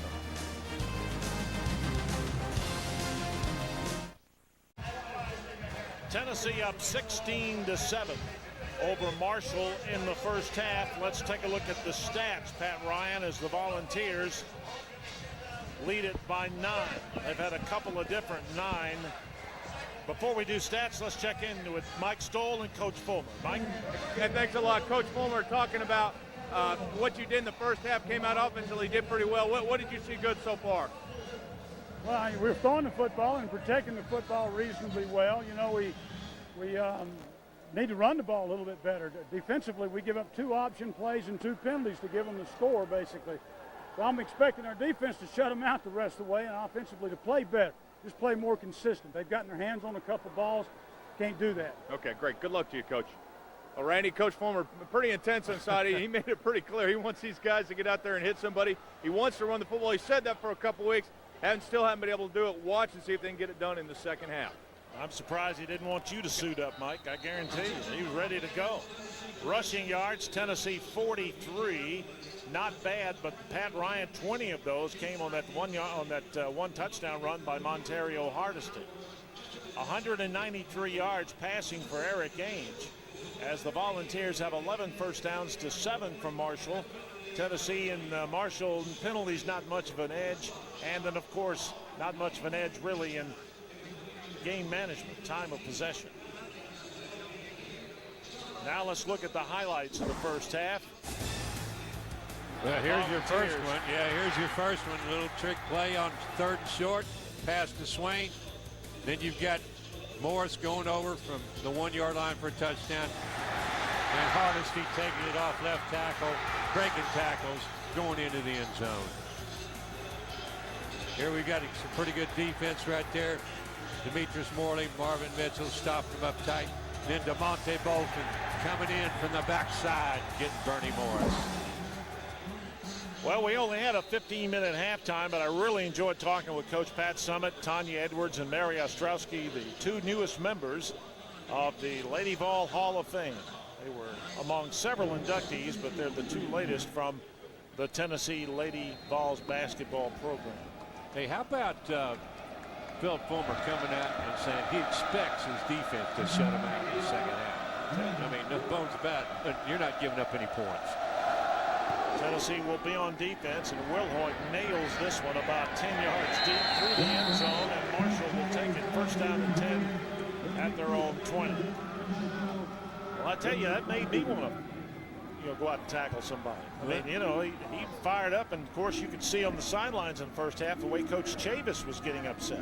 Well, and you could see when Mike talked to him, he asked him, "What have you done well?" And he just kind of looked at him, and he wasn't too enthused about anything. You could tell. They've thrown the ball for 190 yards and only rushed it for 40-some, so he wants better production. There you see the first half possession for Marshall. 1 touchdown, 2 punts, a safety. So not really that much production from Marshall. But Tennessee will get a chance to redeem itself right here. Morris out of the shotgun, passes caught by the tight end, Out past the 25, Matt Morris, the wideout, makes the tackle, and he picks up about 6. Pass complete to Parker. 2nd down and 4. And I'll tell you what else, Tennessee's going to want to get more pressure from their front 4. They don't want to have to blitz every time just to get pressure on the quarterback. They need to get some pressure just from 4 guys. That time didn't get much. 2nd down, about 4.5, maybe 5. Morris gives to Bradshaw, bounces to the left. Still on his feet. He will be stopped shy of the 1st down, but not much. He picked up at least 3. It'll be 3rd and 1. Antonio Reynolds and Gerard Mayo team to make the tackle for the Volunteers. Yeah, Bradshaw does a good job of breaking tackles there. He didn't have much of the line of scrimmage. Jumped left, broke a good tackle there, and kept driving forward for 2 extra that he probably should have had.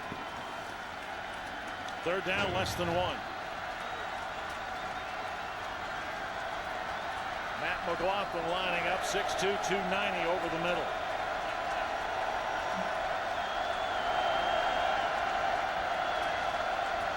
Morris gives it to Bradshaw. He gets the 1st down, crosses the 30 to the 31.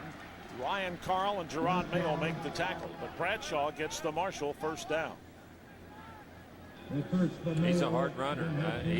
I said before, you know, he's shifty, but he likes to go north and south.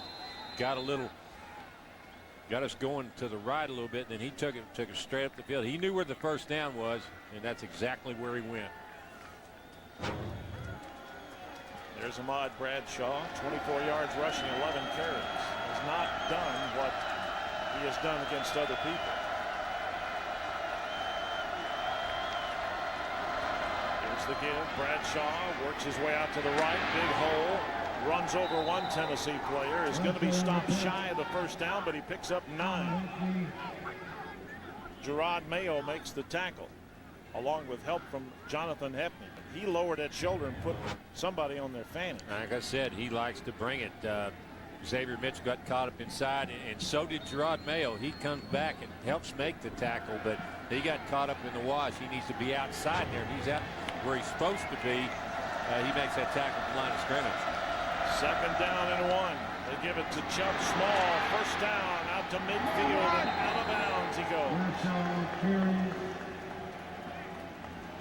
It's just good hard running by Chubb Small. He's a little short guy, about 200.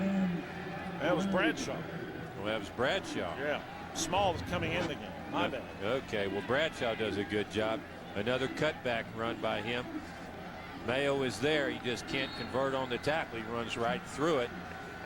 Good strong running by Bradshaw. Inside Tennessee territory. 1st down at the 49. Morris. They hand it again, this time to Small, and this time Tennessee stuffs him on the left side. Marvin Mitchell stops him after he picks up a yard. So it'll be 2nd down and 9. Clock moving, 11:42 to go. Tennessee with a 16-7 lead. Well, this is just what Marshall had in mind. They deferred to start the game. They wanted the football to start the 2nd half. And when you do that, it's imperative that you come out and get something done offensively. They are moving the ball well. 2nd down, 9. Play action. Coming after Morris. He dumps it off. Got the screen to the right. Shy of the 1st down, but not by much. The intended receiver picks up 8 yards. Yeah, I believe that was Cody Slate, the tight end. He ran Cody Slate. Yeah, ran the bootleg out to the right side. He was under pressure. Tennessee was coming after him, Mitchell and Mayo, but he did a good job of getting it off this tight end. Pulled up just short of the 1st down. That was Will Alden, backup fullback. 3rd, less than 1. We give it to Bradshaw. He picks up 2. He's got the 1st down, and Marshall continues to pound that ball the way that Coach Fulmer would love to see Tennessee do.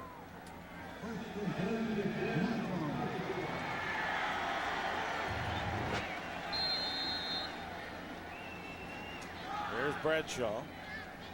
He just found a little crack there on the left side. dove through it to keep the drive alive.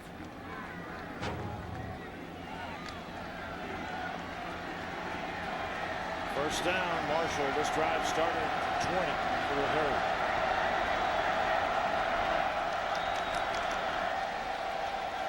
Morris calls timeout.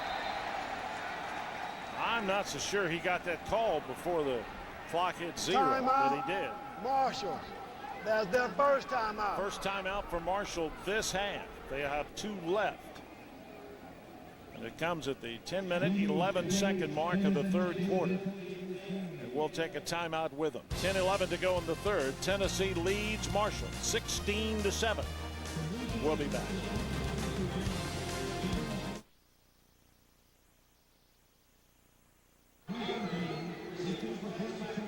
Tennessee's offense has not been on the field this half.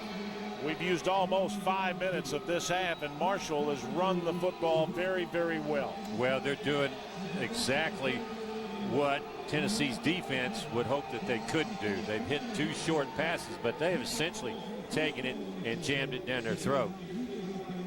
They got to come up with an answer to run the Marshall's running game, because they're eating up a lot of clock. Tennessee's not going to have the football for very long. The most famous Knoxville native on the Marshall football program, of course, Jets quarterback Chad Pennington, but here are 3 on this team. Ian O'Connor, the kicker from Halls High, John Inman from Webb School, and Zane Bruin, offensive lineman from Powell High. Well, and not only that, but Bruin's little brother, also from Powell High School, has committed to Marshall, and then they have recent signee, from Powell also. Smith has gone over there, transferred there this year. So they'll have 6 guys on that roster next year from Knoxville. There's Zane Bruin. He's 6'6", 330 freshman. Right now, backup left guard. And there's Inman. He's a big athletic lineman. All right, Marshall puts it in play. This is the 9th play of the drive. It started at the 20. It is carried down to the Tennessee 38-yard line. And it's first down and 10 for Marshall.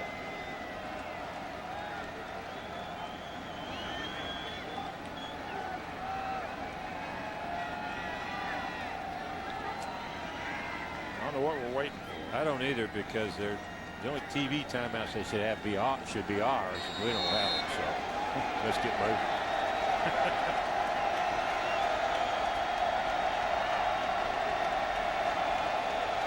First down, Morris hands it to the tailback Chubb Small, gets good yardage inside the Tennessee 35, picks up 7. That's almost it's not the same play, but it's similar in concept to what Air Force was doing. This is, the quarterback rides that running back.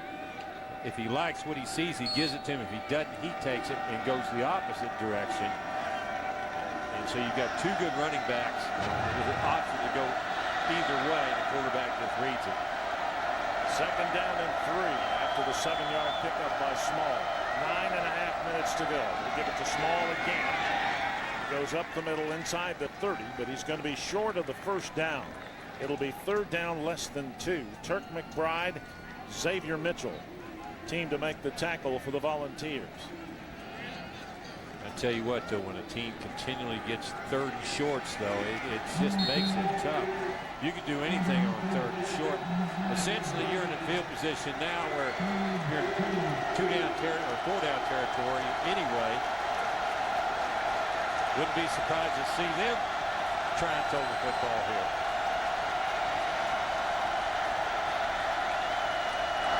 Third down, they give it to Bradshaw, who I don't think he made it. No, he's short. He's going to be short. He picked up a yard. He needed 2. Gerard Mayo put the first hit on him. And looks as though Marshall's going to try and kick a field goal. It will be 4th down, about 1.5 feet.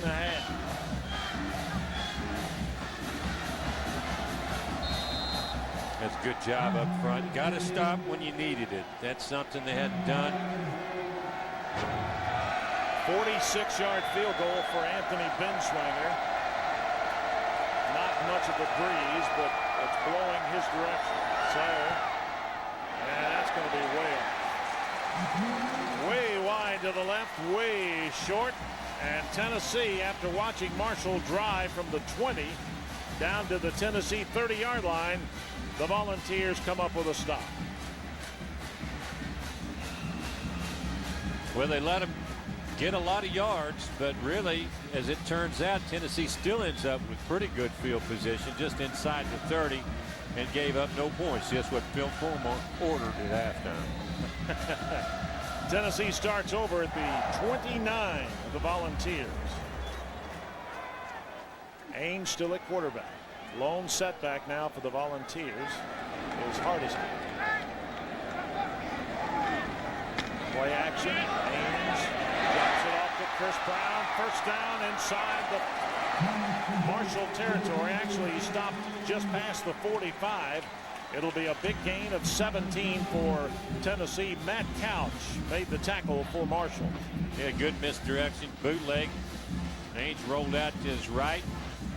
Brown blocked down and then slipped back out into the flat area. Marshall was blitzing again. I think you're going to see a lot of that. They want to bring some pressure. They want to bring an extra guy every time. Here it comes again. They give it to Hardesty, and Hardesty tackled despite Tennessee's blocker gotten away as well. Curtis Keys made the tackle. I'd love to see this again because the blocker actually helped tackle him. Yeah, it really wasn't a very good run. He should have cut it back inside.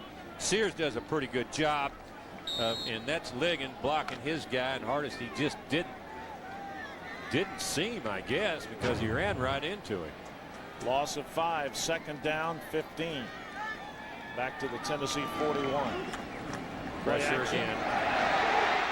Ainge will be sacked. Hit from behind by Albert McClellan. That's a loss of 3 more. It's now going to be third down and 17, maybe 18 yards. Yeah, Marshall brought the pressure again. Every time they're bringing 2 blitzers to the same side to try and screw up Tennessee's protection. That time, the fullback, David Holbert, he's got responsibility there.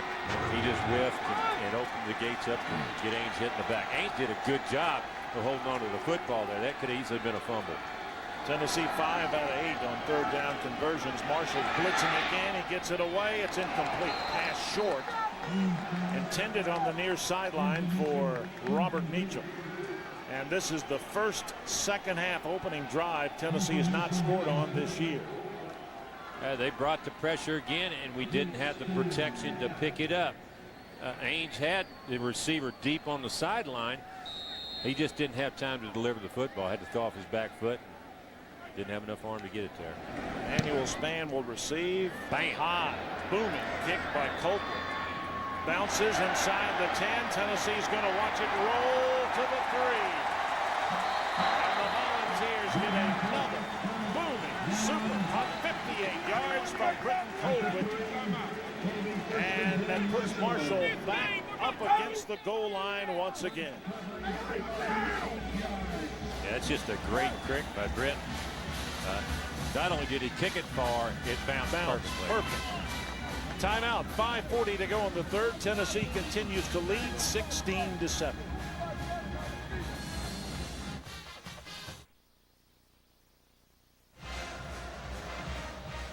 Well, Tennessee had them back to the 20, and they drove to the Tennessee 30. Their first possession. We'll see if Tennessee made some adjustments and they can keep them back on their end of the 50-yard line. Well, last time we got a good punt down here. It ended up, I believe, on the 8-yard line at 92 yards for a touchdown. So it was aided by a couple personal foul penalties, granted, but still they drove the football down the field. Tennessee needs to shut them down right here. Down on this end of the field, keep them down deep. So when we do get the football back, it's going to be a great field position. Marshall on the day has 1 touchdown, and that was when they drove 92 yards. scored back in the second quarter. Bernard Morris's numbers: 27 yards rushing, 7 carries, almost 4 yards a carry. He has scored a touchdown on about a half-yard plunge. That's been it for Marshall in terms of scoring. Talking Football returns with new hosts and a new attitude. Don't miss all the engaging discussions, player interviews, and live viewer calls. If you want to stay on top of college football this season, tune in every Sunday at 8 p.m. Eastern, only here on CSS.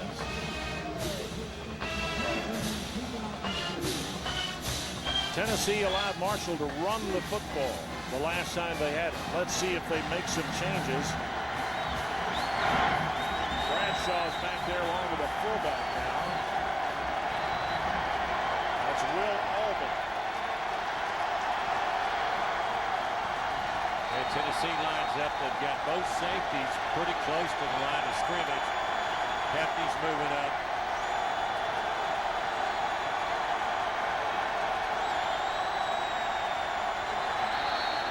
Marshall jumped. Wesley Jones, number 78, on the right side of that line, jumped. That's going to cost him half the distance. Ball start. Number 78 on the offense. That's his Half second. the He was distance. also hit with a Still holding first penalty down. in the first half as well. Well, I don't know whether it's the crowd noise or what. I mean, we don't have as many people in here as we normally do, but that bunch down in the end zone still trying to disrupt things, making a lot of noise. Morris hands it straight ahead, not much there. Bradshaw takes it back to the 2. Wes Brown and Marvin Mitchell make the tackle for Tennessee. It'll be second down and about 9.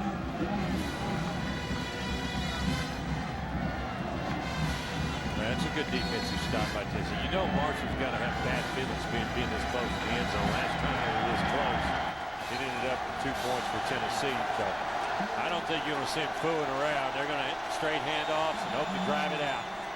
Bradshaw up the middle to the 5, still on his feet. Good yardage for Bradshaw, but it will be third down for Marshall. Pickup of about 4.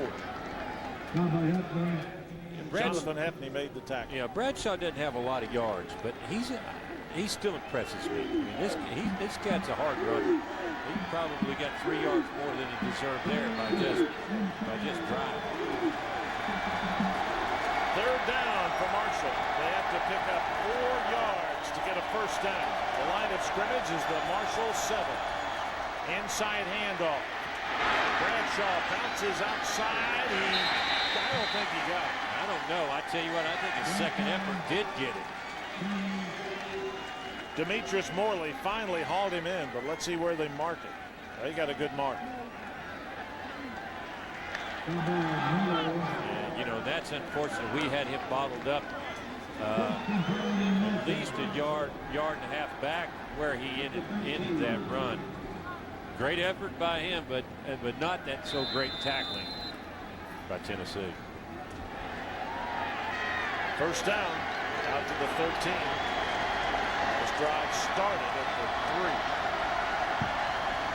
Morris hands it straight ahead. Big hole, first down. They give it to Bradshaw, still on his feet. And out of bounds he goes at the 35. That's Chubb Small, not Bradshaw. And Morley knocks him out of bounds. 20-yard pickup for Small. You can't tell the difference. They run the same. I mean, this is a good job by Small. Good hole, obviously, but he does a good, finds the seam, breaks 2 tackles on this play. Doesn't really slow him down and just takes down around the right end.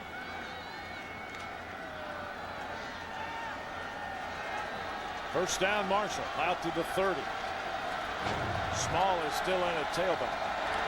They give it to him again. This time, nothing there. Tennessee says there's a fumble.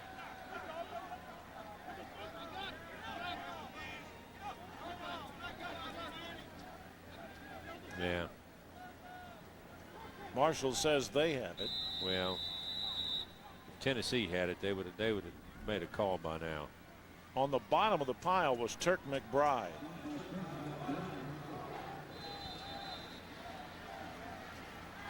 Marshall, big advantage this quarter. here in the third quarter, yet they have not scored. Gain of 1, 2nd down and 9. It's at the Marshall 31.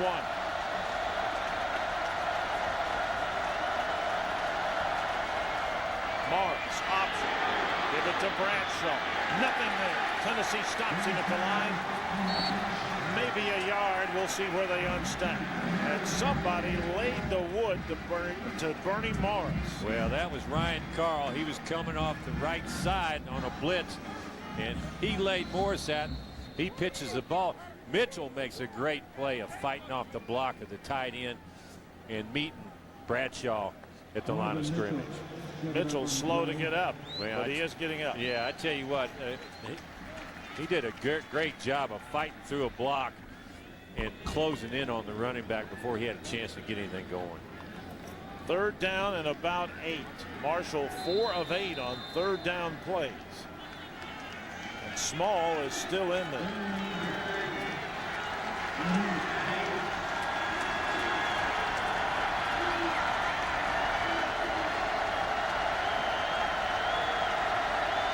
Two receivers right, 1 left for Marshall. Marshall 4 out of 8 on 3rd downs. See if Tennessee brings a little heat here. Nope, 4-man rush. Morris jumps up, pass caught, 1st down. Out to the 43. Cody Slate after a 12-yard pickup. And credit Morris for running away from pressure, stepping up and finding Slate and hitting him for 12 yards. You're right. That was a heck of a play by Morris because he had pressure. He did a good job of stepping up in the pocket, finding the open area in the zone. His tight end was right there.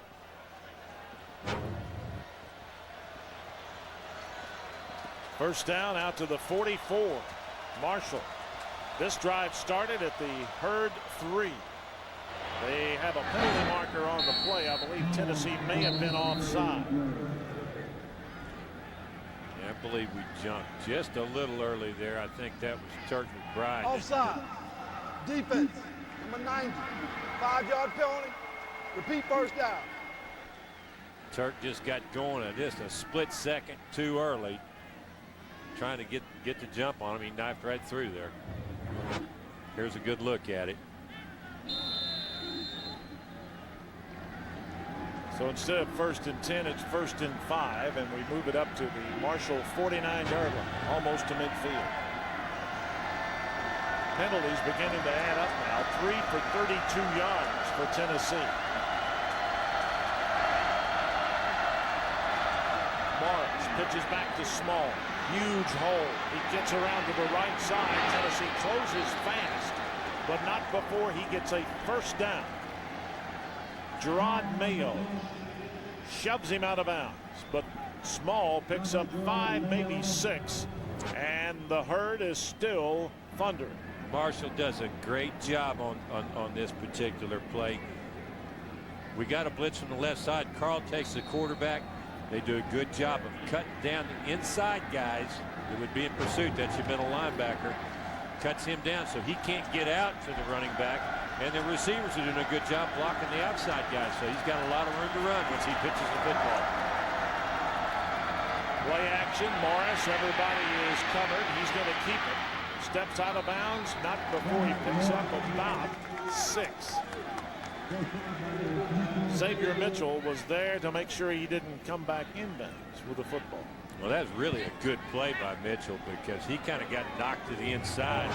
Quarterback bails right, and Mitchell spins out of there and does a good job of getting to the sideline and cutting him off, holding him just to 7 yards. If Mitchell doesn't get out there, you know, he's up the sideline. Gain of 7, 2nd and 3. It's at the Tennessee 38-yard line.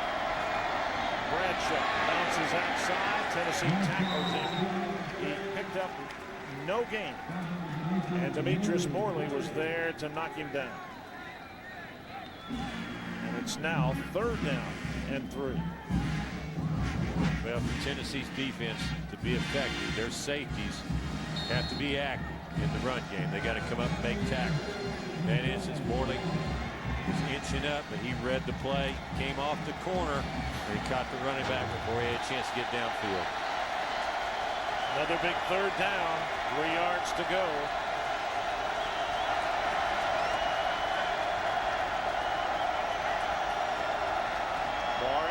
options. Pitches it loose, football picked up by the Volunteers at the 40. Demetrius Morley picks it out of midair. A bad toss that time by quarterback Bernard Morris ends up in the hands of Morley. Morris gets rushed quick. I believe it was Ryan Carl that got on him. He pitches the ball. He's supposed to pitch it to his tailback. He pitches it to his fullback. And Morley's right there to make the catch. The play happened so fast, the fullback didn't have a chance to get out of the way.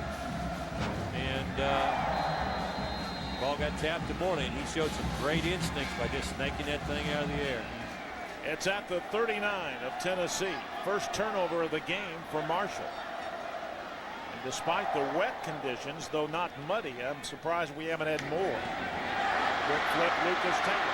Running room, first down. Inside Marshall territory, good yardage on the quick hitter from Eric Ames to Lucas Taylor. That's how Tennessee started the game, throwing slip screens, quick things. As it went on, they started going downfield more, and as you noticed, Marshall started blitzing a lot more. I think you'll see Tennessee go back more to the controlled short passing game. Here's your turnover. He wants to pitch it, just a lousy pitch to his fullback when it should have gone to his tailback. Morley's right there to make the play. And that will be the end of the third quarter. No scoring for either team, but boy, did Marshall ever run up and down the field in the third quarter. They totally dominated those stats, but Tennessee has it back as we start the fourth period of play, and the Volunteers leading it 16-7.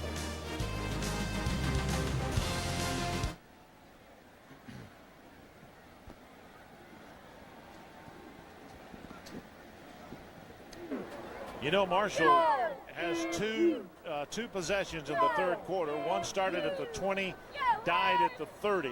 They missed a field goal. The other started at the 3.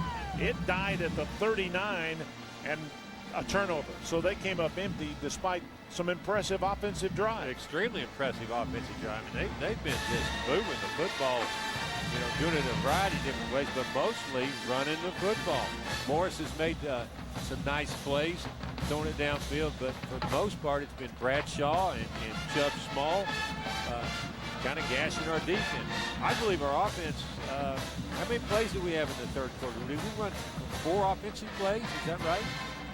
4, maybe 5. 3 and out, 3 and out, one play right there. I mean, that's you get over there and get calcified if you don't you don't get to play any more than that. Well, when we do resume play to start the fourth quarter, Tennessee has it in Marshall territory at the Thundering Herd 48-yard line. Check this out. These guys want to play. Got a couple guys over on the sidelines with helmets on.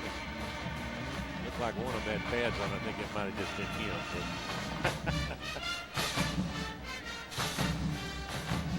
Tennessee leads it 16-7, and if they could take up a couple more minutes and put one in the checkerboard here, I think they'd be in pretty good shape. Let's take a look at Marshall's last possession as Coach Mark Snyder does a little pacing on the sideline. Yeah, here you go. This is Chubb Small breaking 2 tackles. Just gassing it up, and there's a good pitch from Morris. That's Small again, Bradshaw Small, and there's the bad pitch, which Morley picked out of the air. Volunteers have only had the football twice. This is the second. First down. Pass intercepted. Some daylight out of bounds, finally knocked out. Matt Couch with the pick. Tennessee's number 54, Eric Young, knocked him out of bounds. Yeah, Tennessee had the short pass called again. They had a slant and an out pattern by the inside guy. Marshall comes up quick into a double zone coverage. When that happens, the slot man is supposed to turn around and hook it up. He hooked it up late. Ames threw it to the inside. Bounces off the receiver. Next thing you know, Marshall's got it again. And Eric Ames was having a pretty good first half. The second half, not that good. Bradshaw back into tailback. Line of scrimmage, the Tennessee 45. They give it to Bradshaw. Picks up maybe a yard, maybe 2. We'll see where they mark it. Ryan Carl made the tackle. In the third quarter of this football game. Or through 3 quarters. Tennessee watches that total yardage advantage really shrink because Marshall dominated the play in the third quarter. And Marshall gained about 70 yards rushing there. There's the option again. Morris keeps it, picks up about 4, maybe 5. Wes Brown and DeMonte Bolden chase him down. Pick up a 4. It'll be 3rd and 5. You know, Wes Brown is another guy that Tennessee's been wanting to get into the ball game, get some playing time. Get in a number of times today. Did a good job there making the tackle.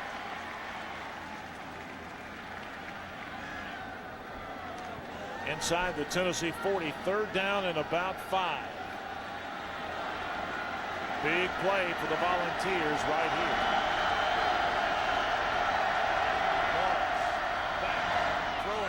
Sideline, incomplete. It's 4th down. Hiram Moore, the intended receiver, and Jonathan Wade was right with it. Wade did a good job at jamming him and then pretty much running him out the sideline. Didn't give him a lane to get down the sideline. Just good play, good cornerback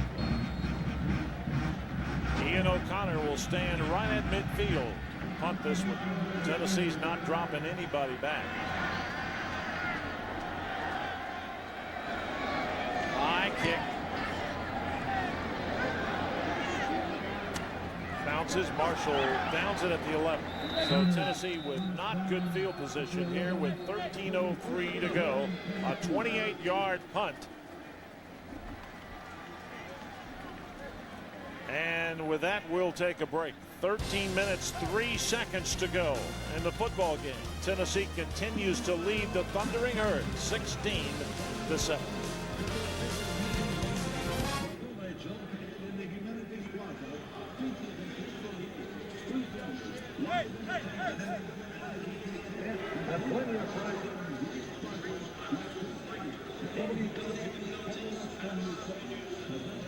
Marshall trailing at 16-7.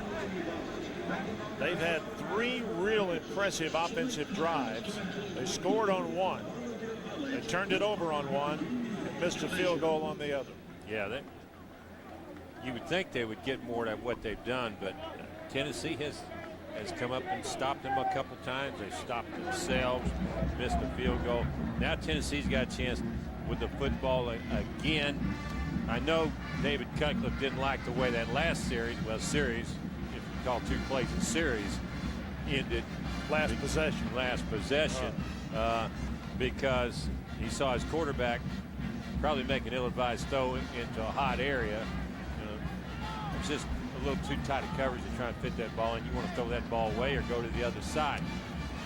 This is the area of the field where you got to be able to run the football. It's something Tennessee's done a decent job of today, but not great. This is the place you got to be able to knock them off the ball a bit. Do what Marshall's been doing to us a little bit. Well, that's an interesting stat. 4th winningest program in NCAA football since 1996. The Thundering Herd 98-30, and are coming in off a 4-7 season. That is interesting. I wouldn't have thought that, but we talked about earlier about when Pennington was there and Byron Leftwich. They racked up a lot of numbers in, obviously. Coach Bob Pruitt retired a couple of years ago, and Mark Snyder's in his 2nd year as the head coach at Marshall. Well, they used to be, in Pennington and Leftwich. I mean, you talk about throwing the football. That's what they did. They threw it all over the lot. Haynes gives to LaMarcus Coker. Big hole. Coker cuts to the outside. A man down. Coker's rolling. He's at the 40. He's at the 30. Nobody's going to catch him. Checkerboard.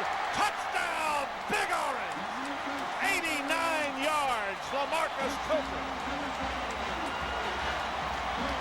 Well, if there's anything that will make you feel better about your running game, it's something like that. I mean, big plays are what the offense thrives on, and there's no bigger play than when you're bottled up in your own end zone and you give it to LaMarcus Coker, and his offensive line just caves him down. He cuts it back and shows some outstanding speed. There was no way anybody in green and white was going to catch number 22. 89 yards for LaMarcus Coker, the touchdown. Coker's carried it 5 for 107 yards. Wilhoit makes it 23-7. 12:36 to go. Still a lot of time to play in this football game. Well, that's a guy they've been talking about wanting to see more of, and now I can see why. Timeout. 12:36 to go. Tennessee has extended the lead over Marshall. The Volunteers now lead it 23-7 here at Neyland Stadium.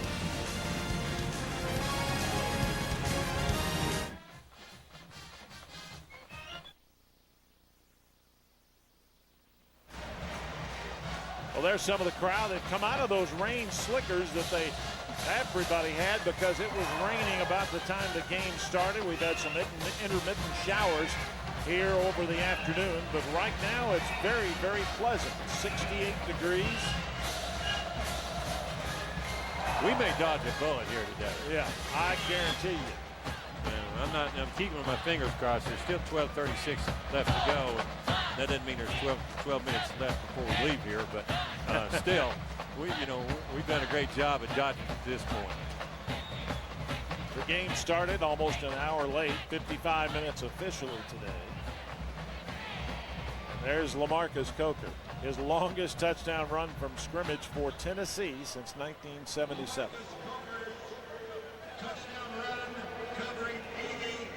And Bobby Denton is informing the crowd of just that at this point. That brings a cheer. Let's take a look at it again. Coker rambles for 89 yards. Well, the offensive line, you can say what you want about the offensive line, but they did their job there. They really caved it down. They gave him a good cutback lane, and then that speed just took care of the rest. Tennessee now with a 16-point lead.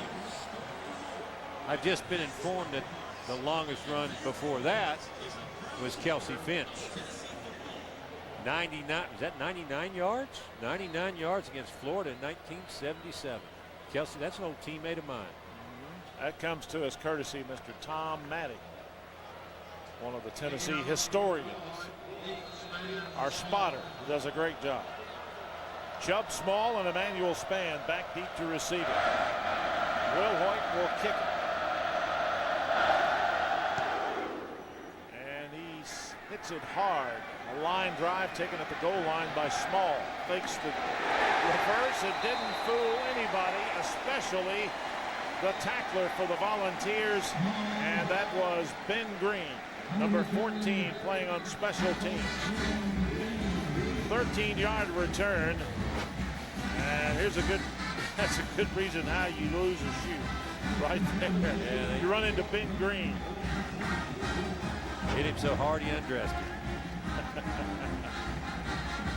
So Marshall starts from the Tennessee 12. Clock is moving, 12:22 to go.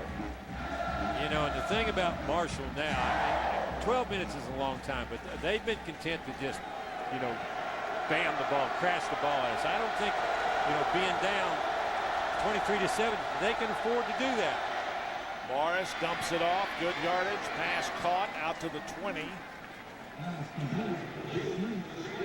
To Cody Slate, number 85, tight end, picks up about 8 yards. It'll be second down and 2 from the 20-yard line.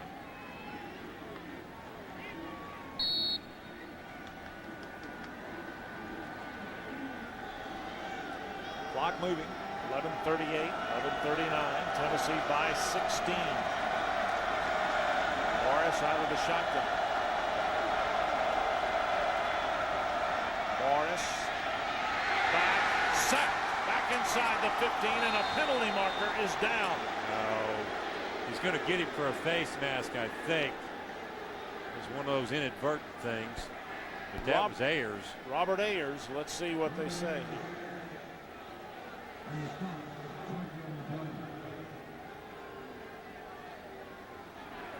There's no flag on the play for face mask. He grabbed the helmet and not an opening. Well, that's good for Ayers. They say that he grabbed the helmet, not an opening. Let's take a look. Yeah, here's a look at it. Here comes Ayers. He does a good spin move to the inside. He's got that helmet. He's got that quarterback. And he doesn't have that flag. That's a loss of 7 back to the 13-yard line. It's 3rd and long for Marshall. 3rd down, about 9. The Herd 5 of 11 now on 3rd down conversions. Tennessee with an entire front defensively of second stringers. They're coming hard after Morris. Pass caught, 1st down. Out crossing the 25-yard line. Marvin Mitchell made the tackle for Tennessee. Cody Slate, the tight end, made the grab. Let's check in with Mike Stoll. Mike? Randy, thanks a lot. We're here on the sidelines. Coach Fulmer, on that last touchdown score, he pulled all the team aside and said, look, guys, we have to establish ourselves in the run. And that time they definitely did with a great push. But then he ran right over to the defense and said, defense, we have not played well in the 4th quarter. It's time to dig in and hit somebody. 1st down. Morris. Bradshaw bounces outside, stays on his feet, picks up almost 10 yards. He is tough to bring down. He is. He's one of those guys that make you look bad. It makes you look like you don't have a very good tackling football team, because you could hit this guy and it's almost like you're hitting a brick, it looks like, because you just kind of bounce off.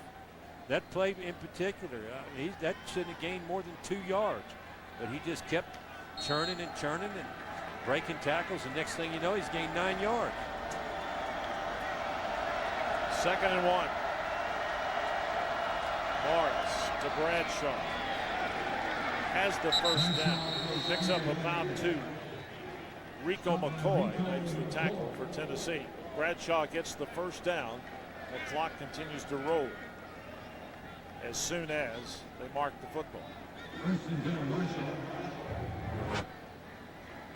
Bradshaw's coming out of the ball game. He's got a little limp going on.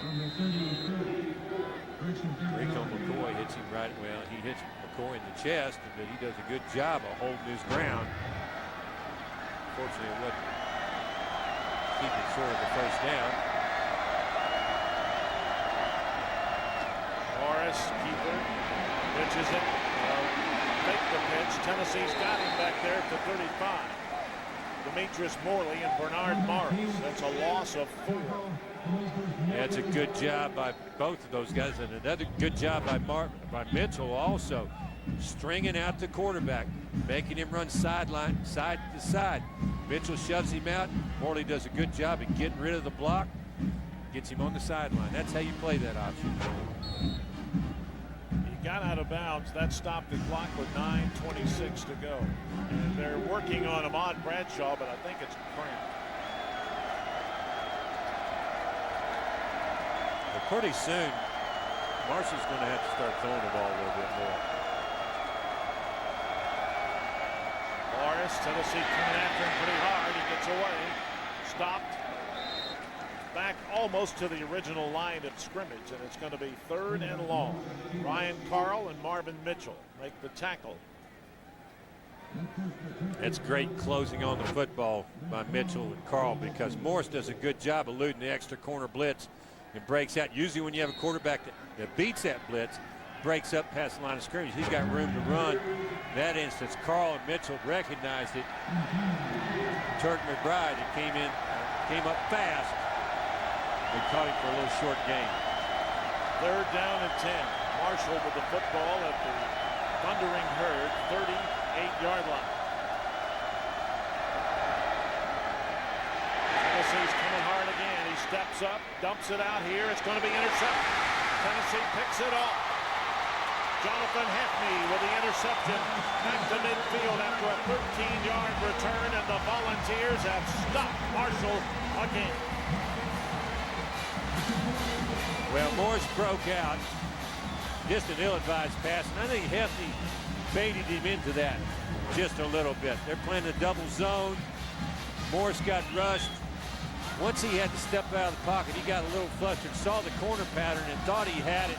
Hefty just kind of laid in wait, came up, caught the short throw. The big turnover for the Vols. Ainge back at quarterback. Tennessee by 16. Coker's back into tailback.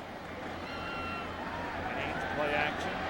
Steps up, throws it down the left side. Caught by Meacham and knocked out of bounds inside the 25. Super pass by Eric Ainge, who ran away from trouble and hit a wide open Robert Meacham. Boy, did he ever. Nice play fake. Had a defender coming up deep, and so he just ran up through the hole to the right. Almost looked like he was going to take off running the football. But he was getting just a little closer to Meacham, but Meacham ran all the way across the field. He makes a nice throw into the open area. 24-yard gain on the pass play from Ainge to Meacham. First down inside the 25 at the 23. They give it to Coker, who gets back to the line, maybe one. That's it. Matt Couch, the linebacker, makes the tackle. Well, Marshall's selling out at the line of scrimmage. They're bringing pressure from someplace, usually more than one guy every time. Second down and 9 after the 1-yard gain by Coker. They're showing blitz again. Ainge dumps it right side. Caught by Meacham inside the 20. J.J. Johnson makes the tackle.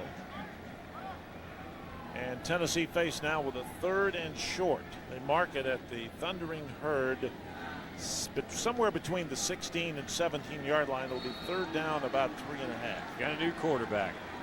I think you can look for an option play here, a quarterback run a la Florida, what you saw last week. Jonathan Crompton, the freshman, redshirt freshman. There you see his numbers in passing. Takes it, does the Tim Tebow thing, but illegal procedure against Tennessee. He had a first down too. There was a hole there. Ball start on the offense. 5-yard penalty. So instead of 3rd and 3, it's going to be 3rd and 8. We back it up now to the 21. Crompton says, come on, give me a break. I get one play.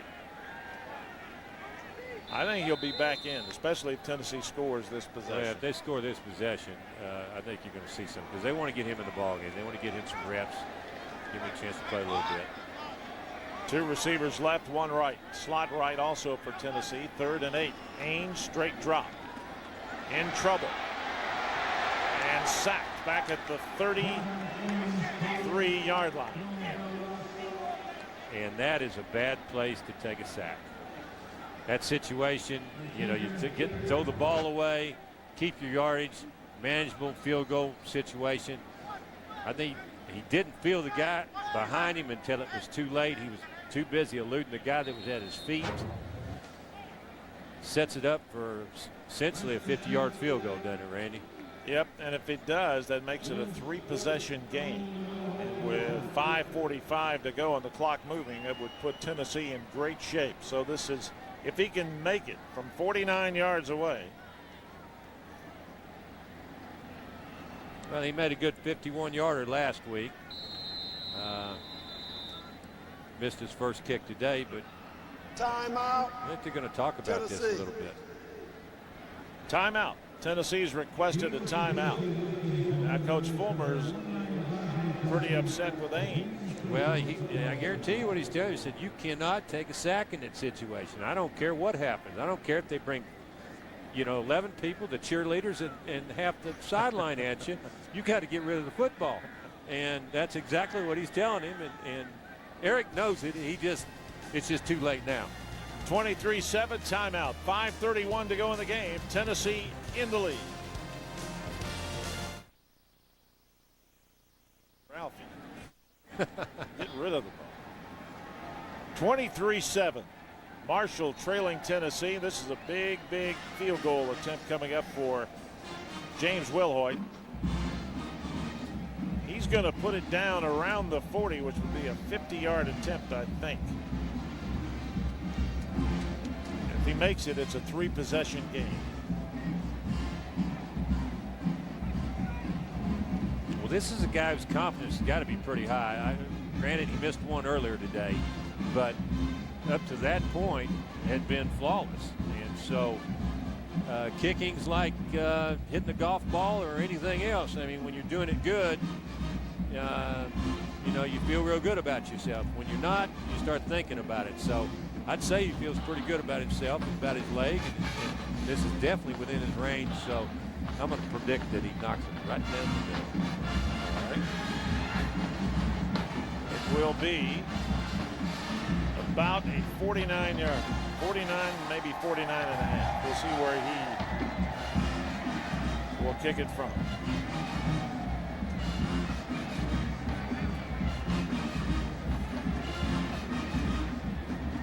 I still hadn't figured out why we got all these delays. Well, there is a TV station from Marshall televising the game. Well, yeah, but surely Marshall's not running our broadcast or our game. Well, surely not. I don't know. Maybe they are. Well, we need to talk to their management if that's the case.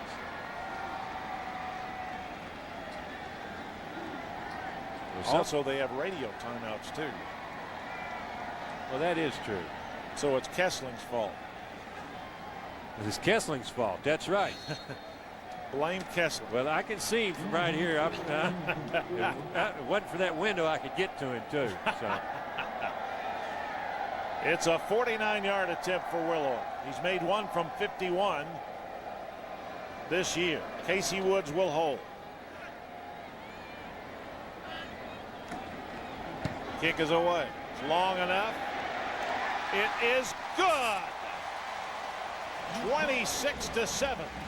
Wilhoit knocks down a 49-yard field goal for the Volunteers, and it makes it a 3-possession game now, 26-7. Right down the middle. He hits a line drive here. This wasn't one of those big high kicks. This was a shot. I mean, this thing, he hits it from 49. That thing was good from 59. And Phil likes that. Little breathing room. So now the Tennessee defense will take over after Wilhoit will kick it off. And 5:24, and some of the crowd is beginning to file away here. Going home to get some dry clothes, some refreshment, I'm sure.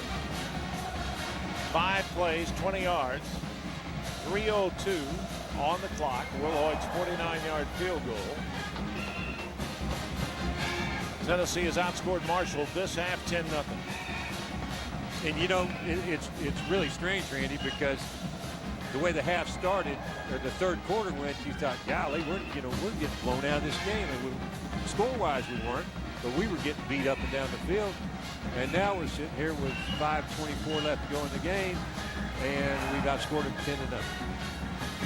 Stay up on all the college football programming on CSS. Be sure and bookmark css-sports.com and check it often for upcoming college football games, coaches shows, talk shows, and other related programming.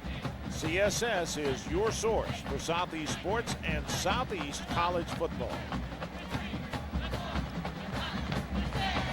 You know, you look back at Tennessee and you say, well, we didn't play well defensively. This team put up 21 points at West Virginia, the number 5 team in the country, and a team a lot of people are saying could be one of the top 2 or 3 teams in the country.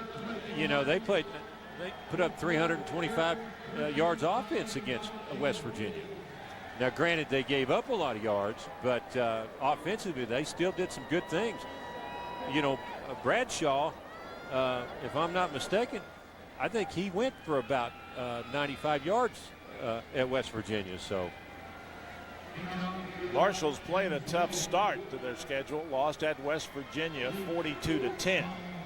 They beat Hofstra 54-31, then lost at Kansas State 23-7. And they'll be at Central Florida on October 4th. Will Hoyt, good foot into this one. It's going to be about 6 yards deep. Marshall will say we'll bring it out to the 20.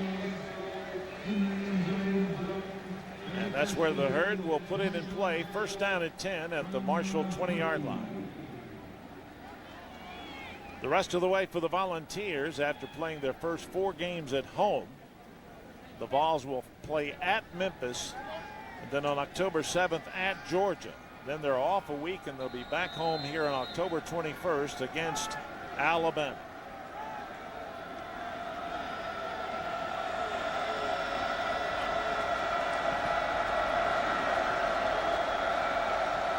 Morris is the quarterback. Straight drop. Tennessee's got it. It's a sack. Loss of 2. Dan Woodlands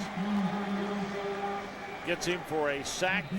It's a 2-yard loss, and the clock is rolling. 4:50 to go. Well, that's another guy they've been dying to get into the ball game. Another guy that they're just in love with his talent. Freshman, 6'3", big body, 310. That's what they want at the tackle position. Said he's just a little green, but they need to get him some plays and get him seasoned because they're going to need him. Morris going down the sideline, incomplete. Pass intended for Emmanuel Spann. So now it's 3rd and 12. Well, Antoine Stewart did a good job. He ran him out of bounds 5 yards into his route and wouldn't let him come back on the field.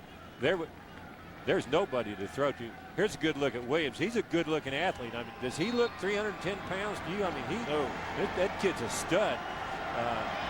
He rounds into shape. They're going to have a force in the middle. 3rd down for Marshall in the 11.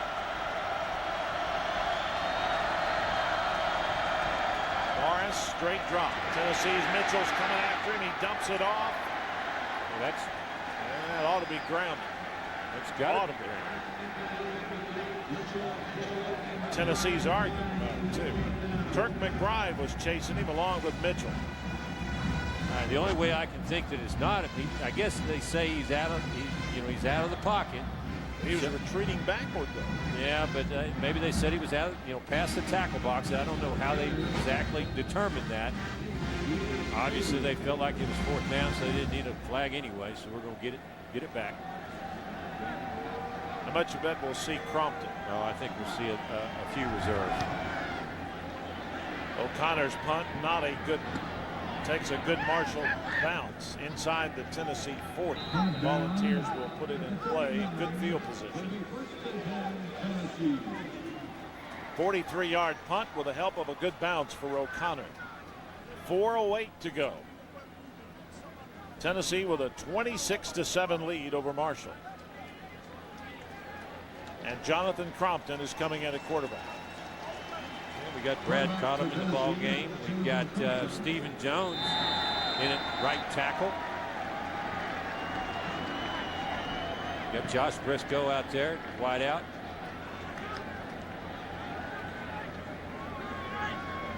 Crompton hands it straight ahead. Big hole. Here's Coker again. Coker turns the corner out to the 45. First down. 16-yard pickup. Matt Couch knocks him down, but not before he gets 16 yards and a first down. Tennessee's going to be in a little bit of a bind next week. You're going to get Foster back, coming back from his ankle, when you got Coker coming off a big game. And then, you got Hardesty also. I mean, you can't play them all. Who do you put out there? Coker looks awfully good to me. He looks really good. They give it to Coker. He bounces outside again. He's going to go again. He's at the 30. Finally caught inside the 35, but a penalty marker is down. Jeremy Radomir makes the tackle. Yeah, but the penalty flag's way on the other side of the field. Am I not mistaken? I mean, is that right? No, I see it down there in the middle. 23-yard gain. Sideline warning against Marshall. There's their first warning. And Marshall's sitting down there going, give me a break. There's 3 minutes left in the game, 26-7, and you're bugging me about my sideline. David Yancey is in at running back now for Tennessee. Coker with 146 yards.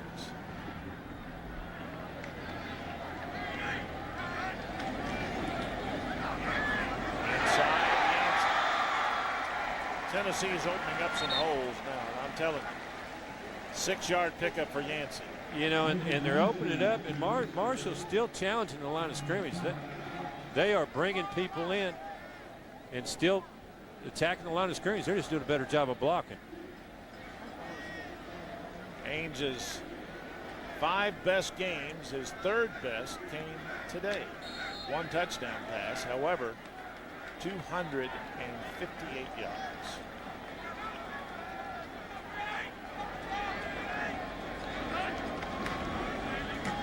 Crompton hands it straight ahead. Nice move by Yancey. It's close to the first down. Picks up between 4 and 5. Jacobs up front makes the tackle for Marshall. But it's going to be short by about half a yard, maybe a foot. That's a good decision. A good decision by Yancey. He saw the cutback lane and then saw the outside linebacker close in on him. Immediately shot it straight back up the field. Got enough yards for the first down. Well, now they say it was a first down, so they give it to him. Yancey's the lone setter. Line of scrimmage is the 14. Crompton. Yancey spins away, cuts back inside, fights his way to the 10. Tremendous job by David Yancey, who was actually hit for a loss of a couple of yards, and he winds up gaining 3.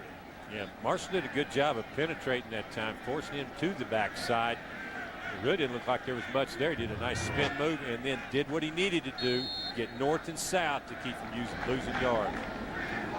Tennessee with an entirely new front 5. Chris Scott, Ramon Foster, Josh McNeil, Jacques McClendon, Stephen Jones, and Brad Cottom.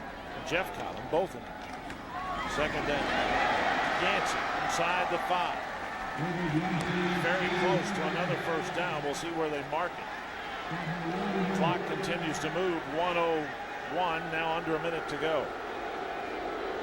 Radomir makes the tackle on Yancey. And it's 3rd down.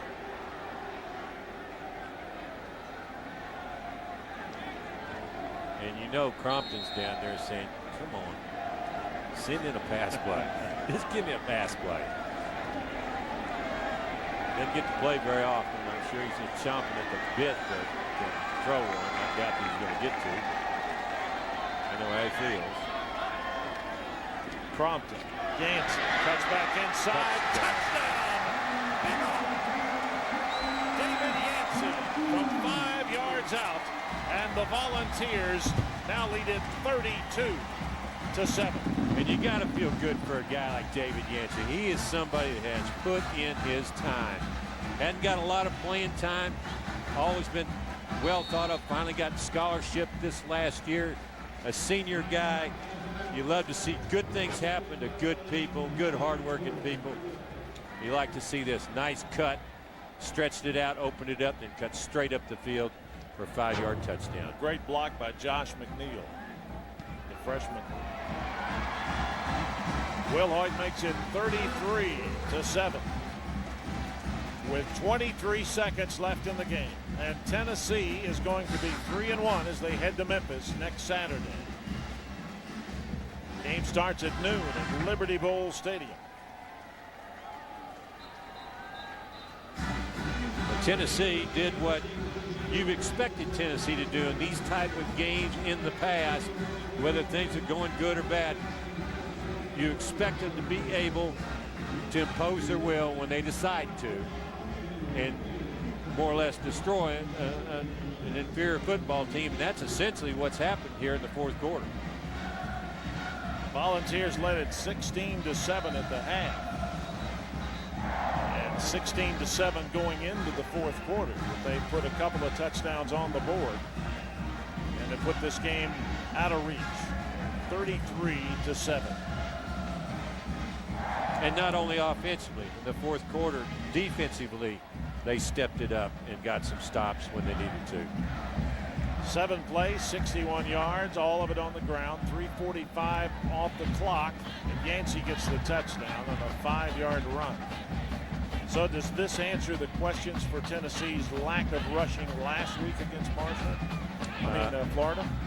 No, I don't think you can say that. I think early in the game, Tennessee, I'd say early in the game, a lot of the first half, Tennessee had a difficult time running the football. They weren't doing that good a job up front. So, you know, it makes you feel better about it because they had some success and broke some plays. Do you say, is it fixed? Is it where it needs to be? I say no. Tennessee has rushed the ball 176 yards, most of that belonging to LaMarcus Copeland. Taken by Spain up the sideline. Stays in bounds at the 35, upended by James Wilhoit. What's he think he's doing? 34-yard return with 10 seconds to go. He's coming, cuts it back in and then back out, breaks it contained. There's Wilhoit. Hits him right at the knees. Now, normally your kicker just kind of lays back, but there were 2 or 3 orange shirts behind him. He was going up to make the tackle. Yeah, that 51. Ooh, what a lick. 51-yarder, he's feeling froggy, I guess. Number 34 for Tennessee. That is Dorian Davis. Laid the hammer down on the tailback, and that's the ball game. What a great way to end this one for Tennessee. The Volunteers 33, Marshall 7. That's your final score as Tennessee wins 3 of 4 with their only loss in the first 4 games at home being a 1-point loss last week to Marshall. And we'll take a break, and we'll be back with some final thoughts about this game as Tennessee beats Marshall 33-7.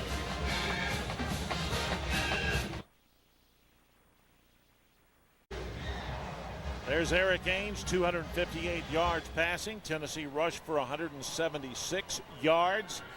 And the Volunteers had in total offense 434 yards of offense today. Pretty good balance. Not bad at all. Like I said, Coker gave him a really big lift today. I think that's the best thing you take out of this football game.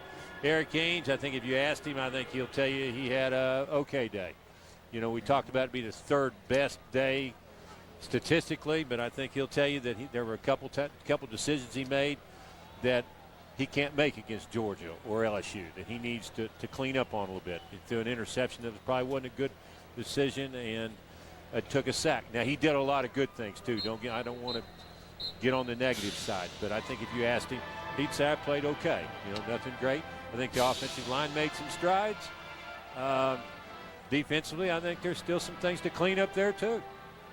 Tennessee now 64, 16-3 all-time on homecoming. They're now 11-0 against teams from Conference USA. Now, this Marshall football team has some talent. Not a bad football team. No, they're not. I tell you what, the quarterback, he's a little wild at times, but he can make some plays. And they've got a couple running backs that I guarantee there are a lot of people in this league would like to have. They're tough guys that do nothing but go north-south.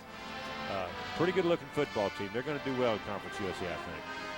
Talking about Ahmad Bradshaw, the tailback, and Chubb Small, who both came in and looked very, very impressive. Let's go down on the field now. Tennessee's Mike Stoll standing by with Robert Meacham. Mike. Thanks a lot, Randy. Here with Robert Meacham. Robert, you guys have been throwing the ball really well this season so far. You kind of got a little sick there to come in, but you sucked it up, came in, and had some really nice plays today. How did things go for you out there?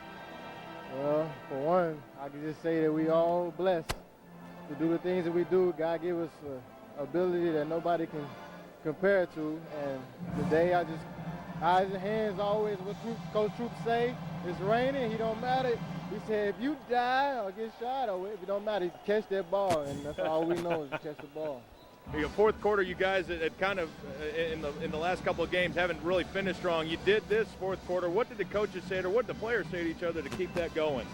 Well, I want to say Thursday at practice, everybody always put up fourth quarter at the end.